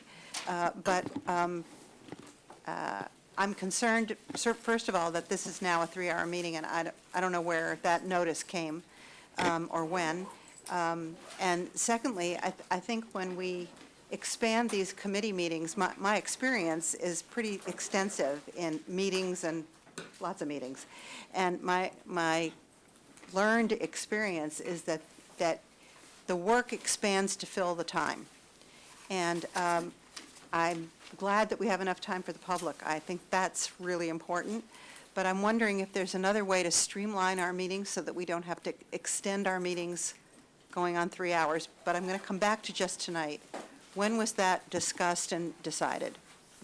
It was discussed when Chantal and Larry and Ed and I had our pre-meeting about getting out the agenda for this meeting. We had the conversation because we knew that we have to get a decision tonight for me to be able to take that decision to City Council in time for the January meeting, which I think now has since been pushed to January 20th. But again, the idea was to be able to have enough time with the AECOM consultants and be able to have the public conversation so we could drive towards getting in front of council. I would just suggest that in the future that this be a group committee decision, that it not be unilateral. And that would be my preference. I know we've got a lot of work to do, but again, my experience tells me the more time you have, the more you spend time. Great, I appreciate it, and we can chat offline, but if there's other ideas that you have on how to streamline it, I'm happy to hear what else you think we can do. There are a lot of experienced people here who know how to make a meeting more streamlined. I'm criticizing this meeting. or No, you. it's I'm okay. just saying there are ways to do it. Okay, thank you for that. Okay, well, we're sorry to see you go.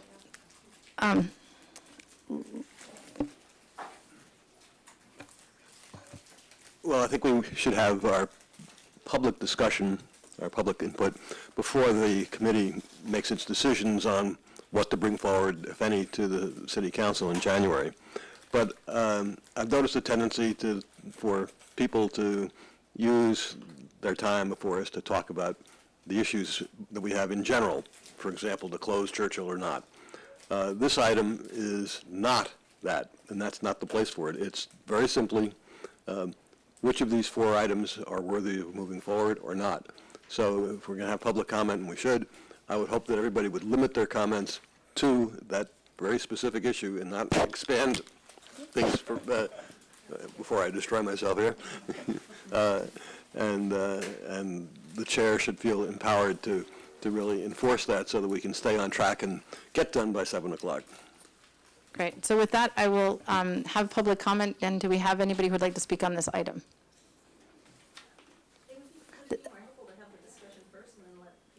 I think we'd like to, As you know, I've already said. I only saw all of this today. I think we've heard the deliberations, and the best we can do is to we want to get the public comment so that then we could have our deliberation. Yeah, the idea is that if the comments from the citizens are to have any impact on the decision, they should be given before. If you make a comment after we voted, what does it do? We say thank you, that's all. So with that, does anyone want to make a public comment? So this is item number 4. So we are now taking the 4 ideas that have been presented. This would be Roland LeBron's idea, Tony Carrasco's 2 concepts, Elizabeth Alexis's concept, and Michael Price's concept. And the XCAP has to make a decision about whether or not to take these ideas forward to City Council and encourage City Council to either deliberate on them, spend further money on them, what have you. And so that is the decision before us tonight. So if you want to speak to that item, now is the time to do that, if you have a recommendation. Go ahead, Susan. You get 1 minute. It's on. Yep. Be sure. I would like to see Michael Price's idea carried forward because I think it's one way to keep Churchill open, not move the tracks, etc. When I think about Tony's idea, I see that it's coupled with the idea of closing Churchill, and I want to question whether that's a necessary connection. I know that was the original intent. And also the idea of having a viaduct that kind of goes for a very short period of time and then lowers down to 3 to 5 feet at Churchill as opposed to continuing it on. And I know it's been discussed that there might be a possibility of continuing it on. But even if it were to be lowered down, is there any possibility of modifying Mike's idea for creating a sort of an underpass, but it would be a hybrid. So a little bit raised at the tracks, so that it wouldn't be as offensive to the Mariposa folks. And then go under. I don't think I can quite elaborate that idea, but that's the idea I'd like to see considered. Thank you.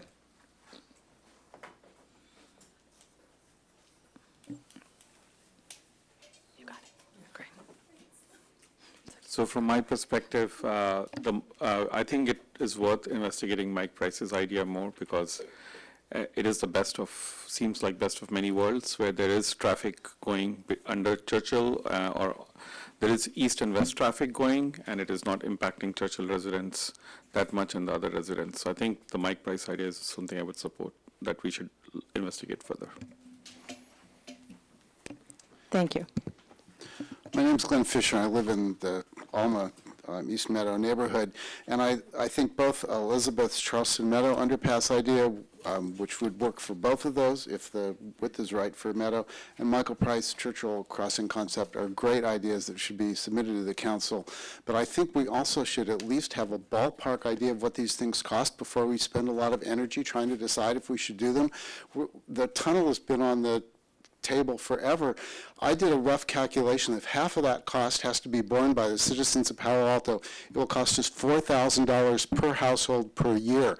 I don't understand why something that's that expensive is still on the table. So I think it's really important we think about the money in thinking about I understand it's hard to come up with a good estimate without doing engineering design, but I think we're spending a lot of time spinning our wheels with proposals that we don't have an idea whether we can support them and whether they will work in the city. I like these two because they're fairly simple and straightforward, and they make a lot of sense to me. Thank you. Okay, I will bring it back to the ex-cappers. Perhaps the most expedient and sort of backwards way to do this is, without revealing which alternatives, raise your hand if you want all four, raise your hand if you have three in mind, if you want two, and if you want one, and then we can kind of see, just to see if all of us raise our hand already and say all four are going to go, we can all be done. I'm not saying that's where we are, but I'm just trying to see if we can speed this up. So is there anybody who thinks that all four ideas should be going to council? So for our Roland's, Tony's, Elizabeth's, and Mike's, is Tony's really one or two? well, that's a great question. I would call it, I mean, no matter what it needs, I would say Tony's no matter what needs to move forward to get more help. So a vote for Tony is a vote for help for Tony, if that makes sense, right? No, I think Tony's is two, so. Do you want to break those out into two different votes? I think we have five. All right. I have a question. So should we suggest to city council and then study further, meaning? Right, in other words, do we have a unanimous vote right now that we want all five studied and we can move on? I know, Is but that where anybody is? study means like it has, like where does the study ends? Just like the one we got proposal from ACOM, like the price and all this impact and all that? I think the answer is we would have to then send it to city council. City council would have to hear them, and then they would decide what they need, because I can't really answer what they would say they wanted. Okay. And to add a little context to that too, the recommendation will be to the city council to consider adding as a potential alternative. So in terms of city council endorsed alternatives right now for us to study, there are 7. And so if you are sending any forward, you would be requesting that council add to that list of 7 alternatives, one of, or however many of your 5. And then council would have to take into consideration the contract amendments, et cetera, necessary in order to study those things and make their decision. And Ed wants to add. Right, and just clarity as to what I think you're asking the council to consider, it would be to develop each one of these concepts to the level that the others have already been, which is civil engineering, enough baseline analysis to be able to both describe as well as communicate what these are, and that would be, in all likelihood, animations, renderings, and the like. So that's another like 250,000 per option? That's exactly the question, Our yes. original estimate was 200 to 250,000 per concept. I don't think we've spent that much yet, so there's some fraction of that in order to get to the point that we are. So I don't know exactly what that number is. I'm not sure even AECOM would be able to tell us exactly, but it's less than that. I think also as the investigation proceeds, if we find that something is not worth pursuing, we wouldn't spend that whole $250,000. I hope Well, that would hasn't also- happened yet. That would also need to be a recommendation from the XCAP, because, as was noted earlier, we have 7 options that are currently being discussed, and develop to the point of being able to try to make a decision. So Okay. Yeah, I think though, to Carrie's point, I think we could recommend to council, these are the things that we think need more help, but, there's, like, for example, there was a lot of concern that the citywide tunnel went all the way to the animation phase before anybody had revealed the amount of eminent domain. And so I don't know how everybody else feels. I personally don't feel that everything needs to go to full-blown animations and every drawing and everything just to tell us that something is not going to work. And I personally would rather encourage the council to say, these are the best ideas we've heard. We'd like a check-in, maybe a mid-check-in point to come back to us, right, or something. So because they don't need to spend $250, I need $250, $250,000. So I would argue the animation was intended to show the sequence of construction, which is as much a part of the evaluation as any final rendering. So I think the council feedback was very clear that, we're attempting to communicate to multiple audiences within the community, some who can read a plan and profile and most who cannot. And so the animation, while, again, may, from one perspective, seem excessive, I think it was really intended to be able to ensure that those who are seeing the concept could understand the implications of the concept. So I suspect, given the complexity of the additional ideas we're discussing, that the similar type of animation, in order to demonstrate the sequence under which they would be built, would be necessary. So my point is sort of the same as Carrie's. I think the more sort of incremental process might help us in the sense that an interactive meeting with AECom while they're designing it, so that we can, if we come up with a semi-fatal flaw, we should flag it and almost stop, right, and bring it to the committee, rather than pursuing it all the way to the end of the contract amount. And there are several on these alternatives that we've suggested, several points where we could stop or not stop, but it could be incremental. I don't know how you write a government contract that is transparent for everyone, yet incremental so that we can save money. Right, and so, the decision to stop, I think, is a question of who gets to make that decision. Yeah. In that,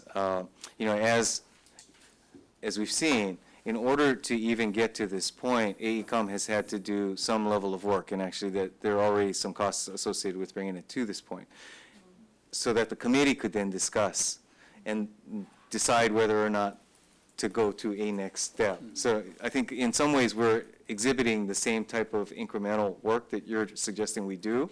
It's just, given our process, there are a lot of folks that are involved in each increment. Dave? I was wondering if anybody could give me a little bit more clarity, if possible, on how I should judge how I should vote. At the moment, given what I heard everybody say, it would seem that why wouldn't I take all 5 forward from this point forward?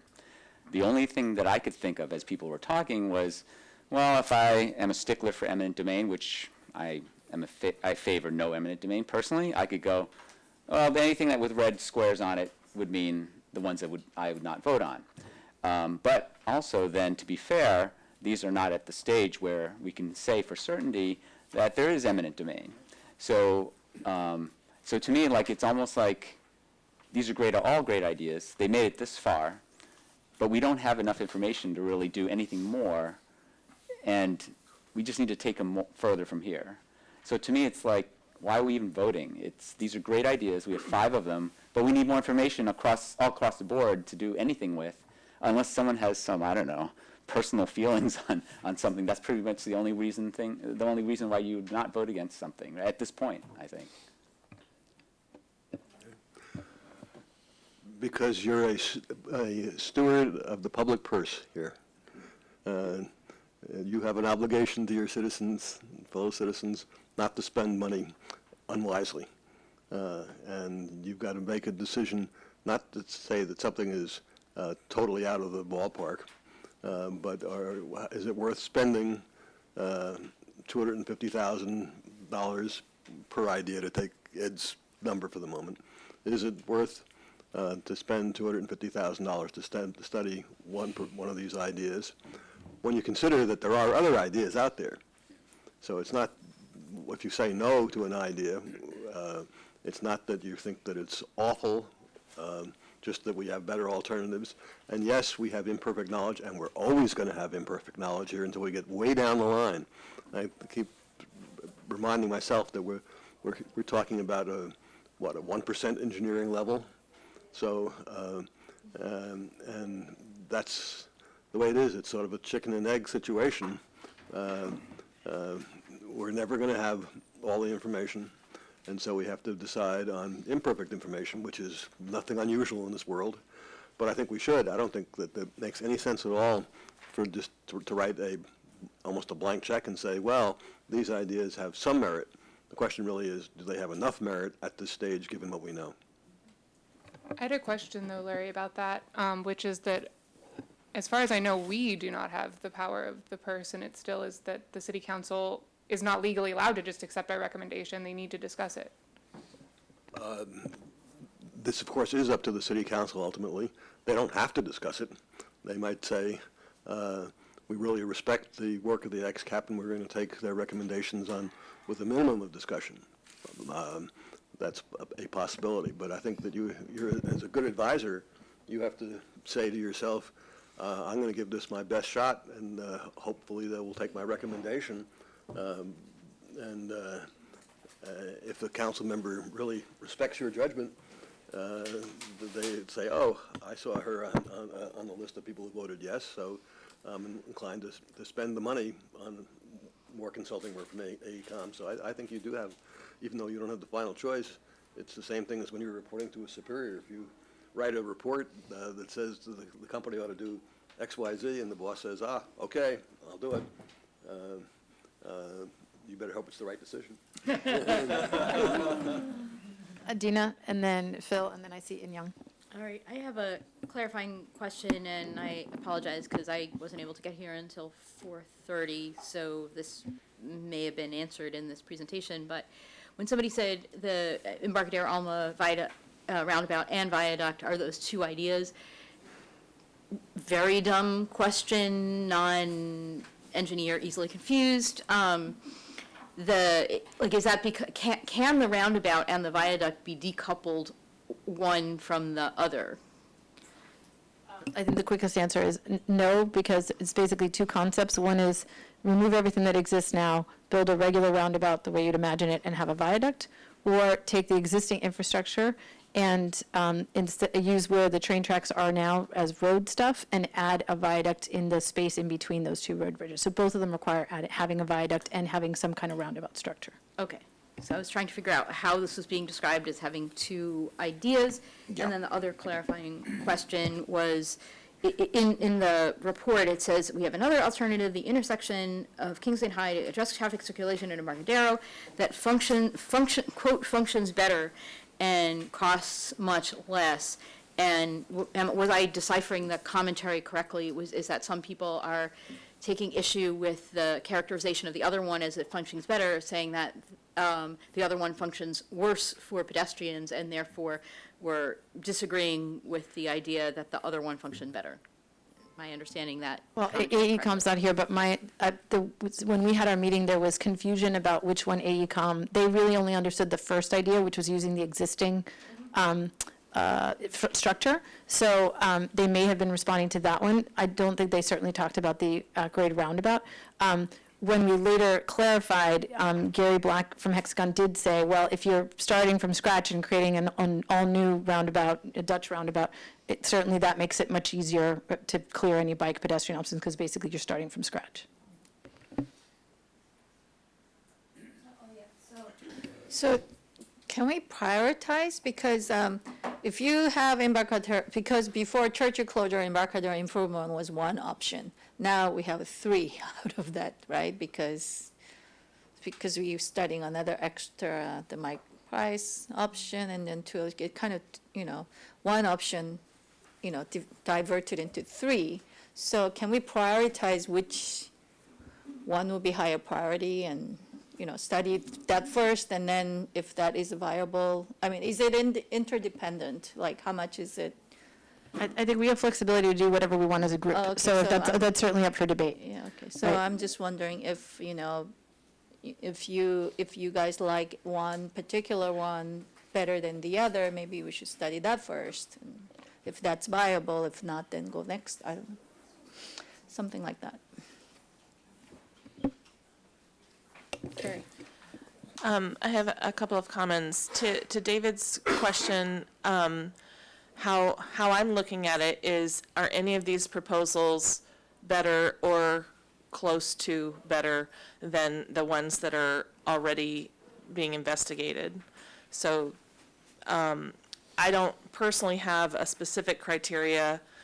Oh, I'm about to ask you a question. Don't go yet. Okay. I might be though, But just be skeptical about, if you do have criteria and they are known, if the material is being presented in such a way as to, guide your vote. So I'm skeptical of that maybe the acquisitions that are recommended here might be worst case scenario, for example, instead of realistic. And my question for Philip was, as far as the Embarcadero stuff goes, does that, I would be interested in your opinion, is that, how tightly coupled is that to the railroad project, or is that the kind of flow improvement separate project that could happen in Palo Alto without the train? I'm just curious. Traffic mitigation? Yeah.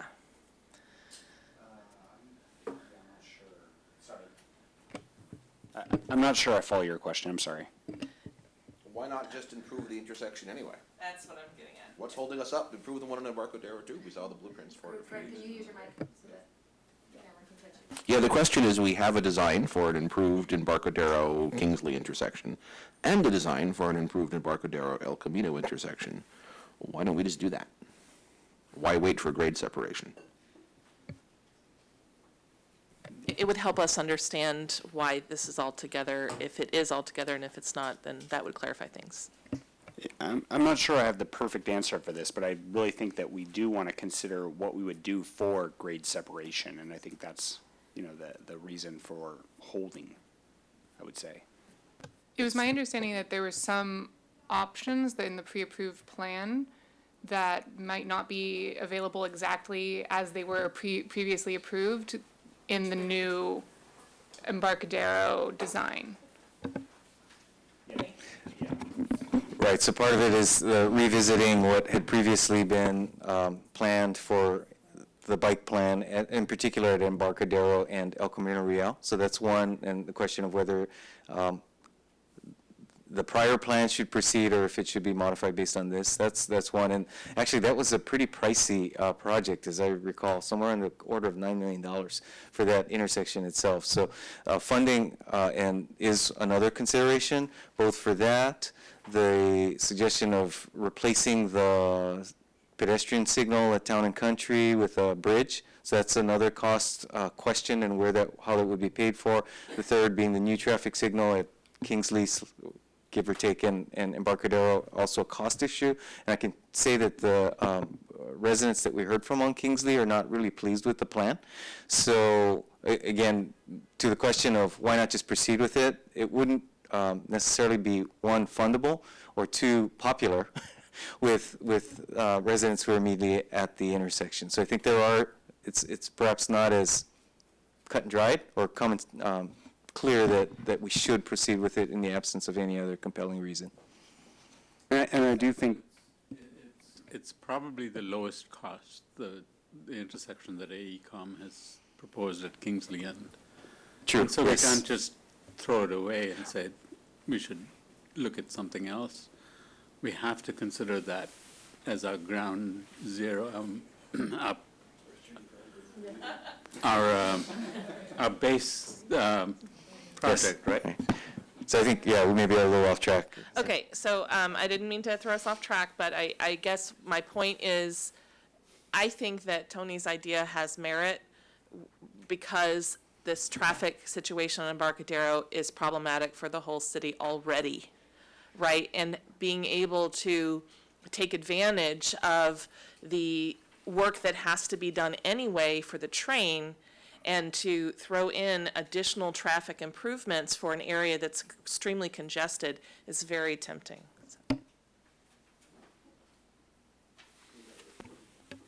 Let's, sorry, I'll let you do 2 comments, but then let's try to, I really want to do kind of a straw vote and see if we can move us along, because otherwise, yeah. Good. So you said straw vote. Does that mean after the votes, we have the opportunity to comment and re-vote? Sure, I'm just trying to figure out, like, do we have, if there's already consensus for 5 ideas to move forward, that's 1.25 million if we're using Ed's math, right? Then we're there. If not, we can kind of ratchet back, and you don't have to identify, if you have only 4 alternatives you want to move forward, you don't have to say which ones, but you can say, I've got 4, I've got 3, I've got 2, and that way, we can then figure out, okay, where is there a commonality, so we can go a little faster. So offline, I'll tell you about something called the Delphi method for conversion of group decisions. So pulling together what the city manager said and what Carrie Talta said,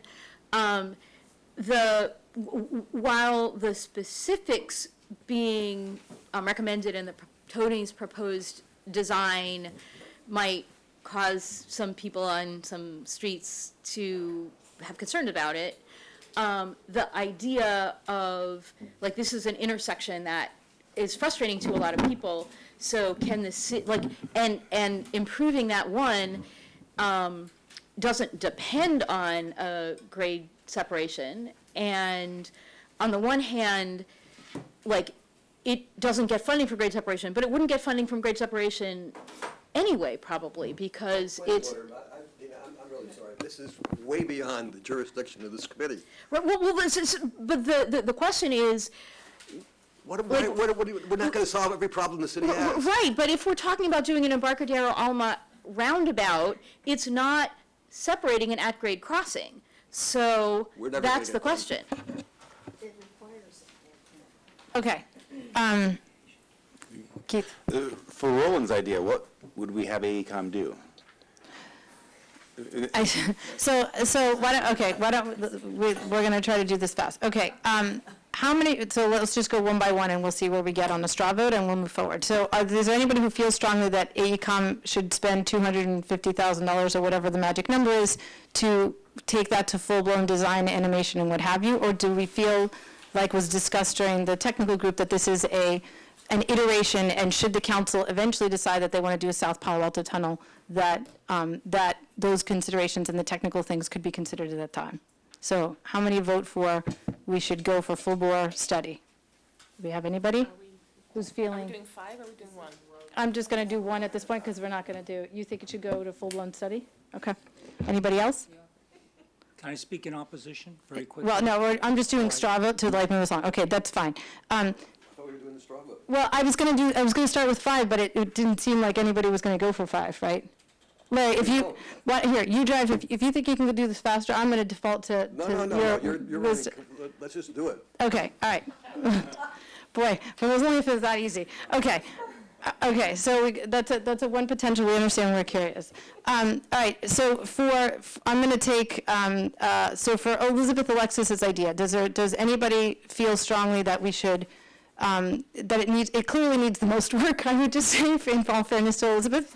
But do people feel like that is something that certainly merits more work because it can save money? Okay, almost unanimous. Okay. Young, you're a yes? Okay, then that's a unanimous. Okay, yeah, we got one. We'll come back and make official motions. Okay, for Mike Price's idea, do we feel like that one also could use some work, but should be evaluated because it provides another alternative for Churchill that hasn't been considered and may potentially be doable?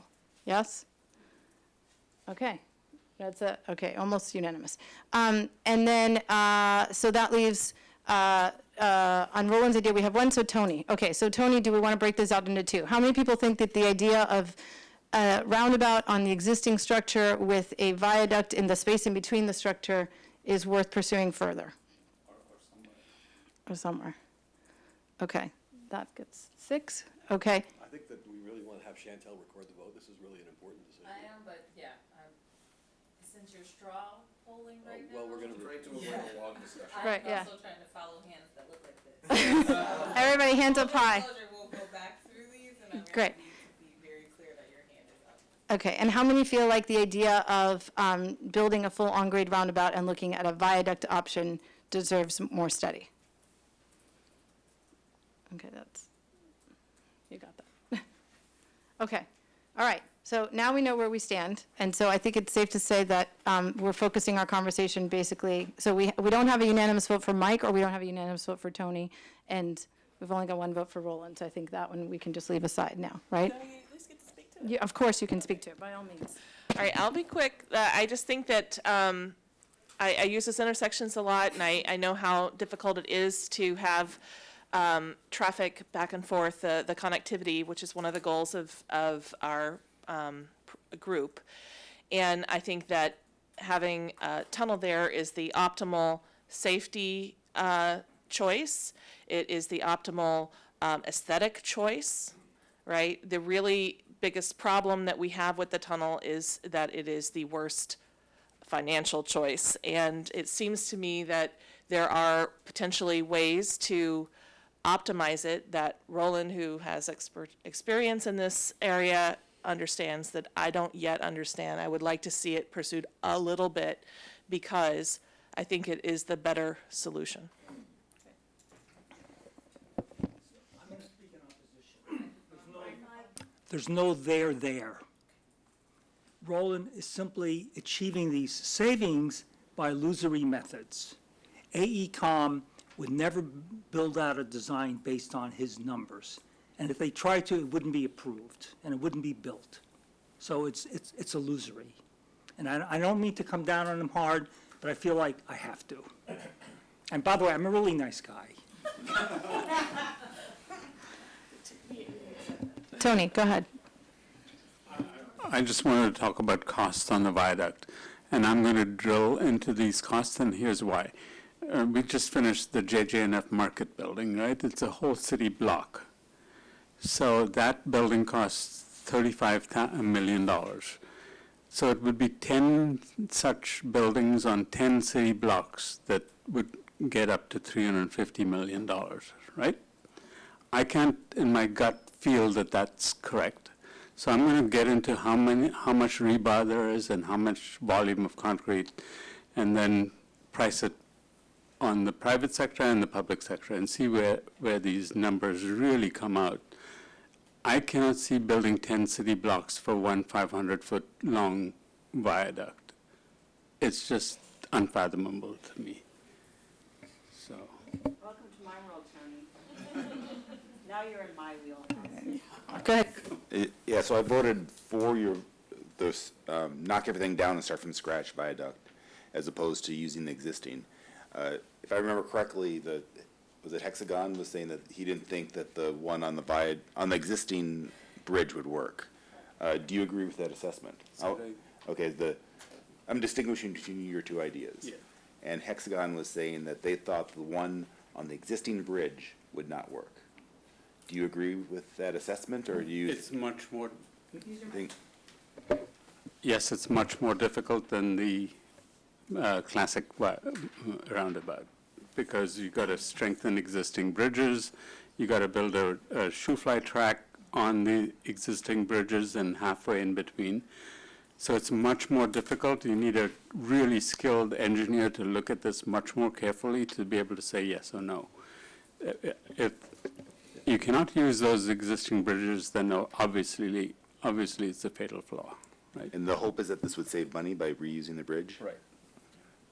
So I'm skeptical of a lot of this, but I think that if we're going to recommend that the council study the traffic circle / viaduct option, then that option should include Churchill. It needs to either address that the viaduct continues over Churchill, or that the viaduct is like a little tiny viaduct and maybe the cars go under it, or something. I don't think it's realistic to separate. And that's the thing about this whole thing. Similarly, the Elizabeth's proposals for Meadow and Charleston are linked To me, the traffic circle and the Churchill proposal are linked. And I would love to get to a point in XCAP where we could recommend to the council that they eliminate alternatives, because my observation of the last time this happened was that the former CAP, Ed, went to them and said, could you eliminate some alternatives? And they said, no, we'd really like you to build a tunnel. And I can think of some I'd like to get rid of right away, but at some point I hope we get to that, man. With you, Carrie, as far as the tunnel appearing to be the safest because, again, you're going under and it's full bore, but at the same time, there's access issues. You can still access a tunnel. And of course, cost, time, there's a lot of issues, so I weigh that. So that's why I did not vote for it. To be clear, Roland's alternative is a tunnel with freight at the surface, so it does not necessarily fix the safety issue that you have been voicing. And it's a tweak on a proposal that's already in one of the 7 listed. So what's the real incremental interest there? For me, it was just to see if there was a realistic version of the tunnel that could be proposed, because I think that the one that's been proposed appears to, from my novice eyes, to have been sandbagged a little. Yeah, I mean, I would like to see more work done on the tunnel, but I don't think giving AECOM Roland's work is going to give us any new information. So is there, for those that did not vote for any particular alternatives, so in an ideal world, we'd have a unanimous consensus on moving whichever one's forward to council, and so if you did not vote for a particular alternative and you wanted to take a moment to say why you were not necessarily going for one or the other, now might be a helpful time to see if there's something that we can discuss that might change that. I voted against the Tony's sort of oval-shaped for the same reason that Keith mentioned, because it seemed more expensive and more complicated according to more complicated according to the AECOM description. Yeah, same for me. That's the only reason. Me as well. I've had a hard time in this meeting understanding the difference between the two proposals because it's not in here, but I think that trying to build a viaduct on top of a historic railroad bridge sounds dicey to me. Historic railroad bridge? It's how we do everything in software engineering, but we don't want to do that. No, Greg, no, I missed your point. The historic railroad bridge, I think you're referring to, is the one over San Francisco. No? No? The overpass. Overpass, all right. At the very least, I'll just call it an old bridge. All right. Otherwise, the C versus Java. So I have a comment because in general, I've been against viaduct overall anywhere because they expensive, ugly, all these other side effects of it. And yet we're discussing it because we can't find a particular solution. But I'm afraid that, I voted for study the roundabouts and a viaduct, but then once we have that, then let's extend it to Churchill, Lexington, to the Meadow, let's extend to Charleston. I don't know what has changed. We're going to circle, right? So I'm afraid that, if there was one particular proposal, I think we should end it there, not to extend this study over and over again. Just a comment. I guess what I was getting at, it didn't seem like it was possible to have a viaduct that is, over 20 feet over the road and have it come down to ground level before it reaches Churchill. So we have to consider that. Right, that's all. because it's a residential, but the viaduct they're building is on the Pali and also the Palo Alto Right. Medical Foundation. So I think it's really against to build a viaduct over the residential backyard. So, Unless ARMA people they're against it. I'm sure with this viaduct is a viable option, they would get really upset also. I would surprise.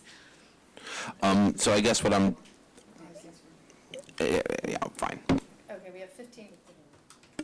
We have 15 minutes. Larry? That was not for you. That was just an announcement. And I'm acknowledging you. If you'd like, I'll speak for 15 minutes. If you can get us to a conclusion, go for it. I want to, before getting onto the merits of the 5 proposals, I want to say a word against the idea that we have any historic bridges. I don't think we have any historic bridges in town. There is a system for making something declared to be historic, and the city has an historic resources board for that purpose that makes recommendations to the council.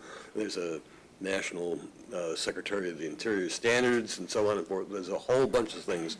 Just because somebody says it's 100 years old or Okay, fine, seems it's like old. it's just eligible. It makes a real difference, though, because we are not presently subject to any of those restrictions, and that's important. So don't go giving away the ship before it. I just want to follow up on that we discussed that with Caltrain today, and they confirmed that San Francisco is, now actually I should say they noted that it's likely that San Francisco is not a historic bridge, although it might be eligible. It's not Okay. designated. It's not designated, correct. Okay. Yeah. Well, let me go down the list. I don't regard Roland's proposal as a alternative. I just think it's a way of achieving things perhaps more efficiently. So I'm a no on sending it forward to the city council, because I'm quite sure Roland will continue to tell us about it, and we'll see where it goes. But as of right now, I'm very skeptical it's really going to increase anything. It's not something I want to see us study further. I go back and forth in my own mind on Tony's two proposals. I'm against the more expensive one because I think it's way more expensive, and I think that we'll be wasting our money studying it, because we'll ultimately come to the conclusion that it's just a lot more expensive than we really can afford. As for his first one, building on the existing infrastructure, every time I hear that it may not be at all feasible, I say, well, then why are we really studying? Well, I'm quite willing to see us go to the level where if somebody can quickly come up with whether it's feasible or not, then we know whether it's worthy of further study. I like Elizabeth's ideas, and I like the other idea for Churchill, so I'm going to end up voting yes for 3 out of the 5, no on Roland, and no on Tony's more expensive one. So, Larry, you said it's more expensive, but we don't really have any cost estimate because AECOM didn't really understand his second I thing. think even Tony acknowledges that it's a more expensive. How can it not be? Oh, Regarding all that demolition. Well, they built into a viaduct, is all I'm saying, right. But when you're taking out all the property that, anyway, that's how I'm describing it. I think everybody knows what I mean. All right, so in the interest of reaching consensus, I will speak to my two different votes. As if it is possible to look at the tunnel proposal that existed, not Roland's, and see if there was ways to make a smaller tunnel that was not outrageously expensive, I'd be interested in that. I'll put that as a side note. I think that was mainly Roland's point anyway, so I'm happy to, go with the group on that one. Regarding the Churchill crossing that Mike proposed, I feel that it's because I'm very interested in how the treatment will be at Charleston and Meadow. I would prefer a similar treatment at Charleston, were that possible. I mean, at Churchill, if that was possible, so that people have some predictable ways of moving around the city instead of having to do a different thing here, there, and everywhere. That was really my main consideration. I don't know if it's possible there. We haven't talked about it, but that's where I was at.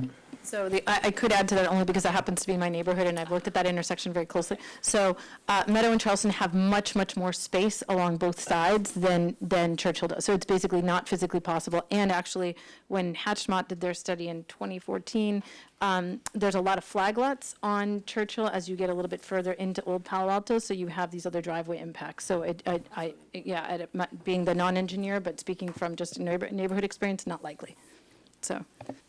Okay, so I'm going to make a motion. Yeah, Adina, so I sorry. just want to speak to the Tony Krasko's idea, which seems like it might be a really meritorious, traffic flow improvement, but it doesn't seem to be a net new grade separation. And since our charge is to look at grade separation ideas, I am just personally stuck at the concern that it's not a net new grade separation. So I think his is a closure plus this is a So mitigation this is a mitigation of the Churchill of a closure that happens to also involve a viaduct. Does any lawyer know if that would qualify for grade separation funding? We're not No separating lawyers a here to grade. talk about that. Okay, we'll have to talk But about it another time. I think like Larry said, we're not going to know everything, so then it's just a matter of, oh, go ahead, Ed. Is an option, close Churchill, improve Embarcadero traffic, that is the option, so. Yeah, so it's not a legal answer, but I think the other consideration is the ability to convince the funding agencies to pay a portion of it. I think the process they would go through are, what are the options, what are the most cost-effective options, and what are you proposing? And I think the answer may be different in response to each of those questions. So I do think we'd have a challenge in convincing VTA to fund it and Caltrain to build it. But that doesn't mean it's impossible. I do want to say one thing. What I'm worried about is that even if we were to move things forward right now, sending, for example, Elizabeth or even Tony's at this point to council without some more work around it to be able to present something to explain it, like I'm struggling, unless Keith is there and maybe Elizabeth is by the side, also adding, it's going to be very difficult for council to understand exactly what's going on. And I also think it's not fair for anybody to expect that a citizen has come forth with an idea and also has to be able to make a 3D drawing and has to be able to animate and has to be able to explain it in a pretty robust presentation. So I'm wondering how the group feels about basically saying to council, we support these ideas, but we also support that that they're going to they may need some work, they may need some further fleshing out to be able to even present them to you in a better way. And I don't really know how to balance that piece, because you want to get them to council, you want to have them have a decision, but I don't know how to be able to explain Elizabeth's idea well enough to be able to let them actually decide on that. And I'd love to hear anybody's quick thoughts on that. I have further concerns. If we give Elizabeth's idea to AECom right now, they may well analyze a different version of it. Right? They may be confused, or so I think we have to distill it more clearly before we produce anything from AECom, or it could be wasted labor. Would you guys be okay with recommending to the council that they consider these ideas, but that they also consider allowing for each person to be able to present those ideas and have a Q&A where the council would be able to, because I don't want to present those ideas. I think each person should be able to present what they want. And so I think if we as a group can make the recommendation that these are the people who presented these ideas, we would like to allow those people to be able to discuss this portion of it, right? I will just say this is what we've, the collective group has said, but then they can at least try. Yep, Larry and then Tony. I think it's our responsibility to make the presentation. I think you can ask the council if they would like to hear in more detail from the people who created them, but they gave us the assignment to come up with new ideas. They didn't, and I think that what we're asking the council is to fund additional work. I think you can certainly say in your presentation that this is a long way from final. And if the council doesn't like the idea, they'll turn it down. But we're not going to have 4 hours at the council meeting. Yes, agreed.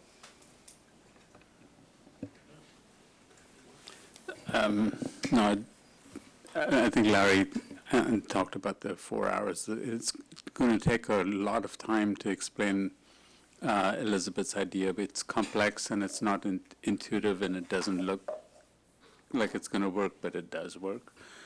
And so just getting to that point with council is going to be difficult.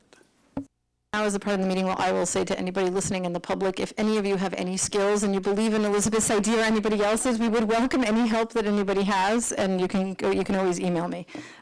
Okay, so do we want to, let's take a motion. I'm going to make the I will move that we recommend Tony's. Why don't we go one by one, because we have different votes on it. Okay, all right, fair enough. Okay, so we'll start with, I move that we do Tony's on existing structure, at grade with a new viaduct idea forward. Demolition and rebuild, build a viaduct. Do I have a second? Okay, Keith is my second. Keith is my second. DJ votes, by the way. Unless we want to speak to it, you can.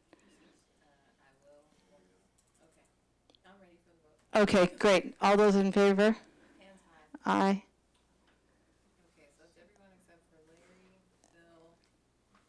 No, Phil doesn't count. Oh, okay. Okay. So everyone except for Phil and Jan and Blair. Yeah, 9-3. Thank you. Was there a fourth vote? Did you vote no? Okay, I voted yes. Yes. okay. We got that? Okay. Great. Okay, so do somebody else want to move them? I don't have to move them all. Go ahead, Keith. Tony's roundabout idea using the existing bridge. Do I have a second? Okay. Phil is second. Okay. All in favor? We have.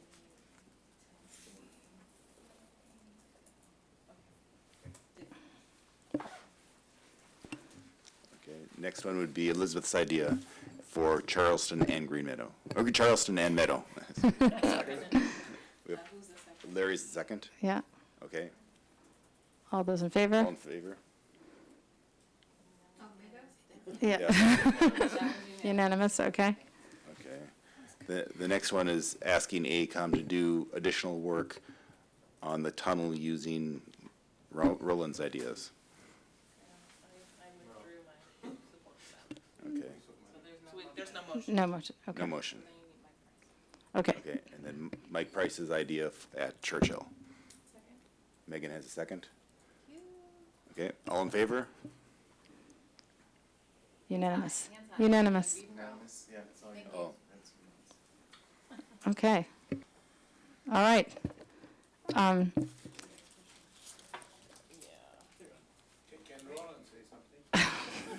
Not now, sorry, Roland. Okay, so because we have like 2 minutes left, we're going to have to skip number 5 and number 6. If there's any updates from the working groups, if we could email the updates to Chantal so she can distribute to the group so we can just keep in touch on what's happening. And I did want to give staff 5 minutes because I do want to make sure we talk about the doodle poll and the dates going forward, right? Yeah, so the only thing that we have is we did the doodle poll. You guys filled it out. Thank you very much. I'll pass this out just so you have awareness of what the dates are. For January, it was a question of the 8th or the 9th, and it appears the 8th works well for most people. And the request is that be a 3-hour meeting, so I know that Judy Kleinberg had some thoughts on that. I'm not sure if others do as well. And then we'll narrow the other dates subsequently. So just to be clear, January 1st is your next regular meeting, but we're canceling it. And so then your replacement next meeting is looking like January 8th, and then you have a regular meeting on January 15th. And then we're looking at a last end of January meeting, but I don't have that date yet. So I'll just pass this out so you have it. Okay, so just to be on the record, we're looking at January 8th and January 15th. Are these 2-hour meetings or 3-hour meetings? Yeah, that's a great question. So I hear that there's a lot of pushback on having 3-hour meetings. I'm also struggling to make sure that we wanted to have at the January 8th meeting, have Hexagon present, but now we also, the other sort of important thing that's getting bumped from this meeting besides the XCAP update is that we have a lengthy list of questions and answers that we have not, that we developed when we were thinking of doing a design charrette, and we didn't do that, but the staff needs to figure out how to respond to all of our questions. So if I can request that everyone go through their list of questions, and Chantal, instead of passing out my version, we may want to pass out the original version where each person, like it denotes who wrote which question, so that each person can go back to their original list of questions. And now I want you to go through this exercise really thinking about, are these questions that are just nice to know, or what are questions that I now need as an XCAP member to make my final decision, so that we can really hone in on the kinds of things that we think are what's going to drive us to an answer. Does that make sense to everybody? And so Chantal can send out that list of questions, or we can find it. It's online, but we'll find it. And then everyone review your section and then modify your questions appropriately. Okay, but my question about time was a serious question, in the sense that, do we want, depending on what the agenda is, do we want a 3-hour possibility? Or if you only have 2 hours worth of stuff, leave it at 2 hours. But Right. if you really think that we need 3 hours, do we as a group want to have that, give you that possibility? So generally, I would prefer to do 2 hours. I think everybody would. The next meeting, though, would be a hexagon meeting, which is a traffic meeting. And I would be happy to hear from you guys between the amount of public comment that we would expect and the amount of questions you might have as a group. I mean, part of this is today was the first time that we sort of get an inkling on where folks are, at least generally on concepts, but I don't yet have a sense from the group on like what are going to be things that might be more sticky and what might be things that are shorter. So I was going to say real quick, I would prefer a 3-hour meeting that ends at 7:05 than a 2-hour meeting that ends at 6:45. Great, okay. Megan? Sorry.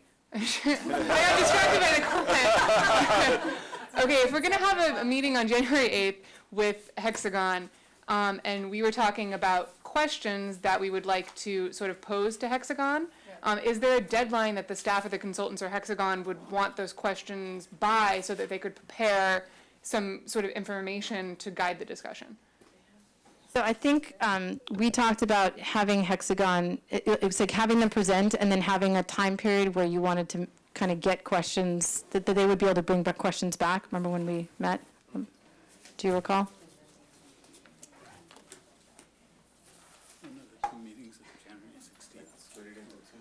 That's Wednesday, the 15th. Well, what you had said was they can present it, we can ask questions, and then to the extent that there's additional questions they can't answer on the spot, they would then eventually come back with, at some point, with the answers to those.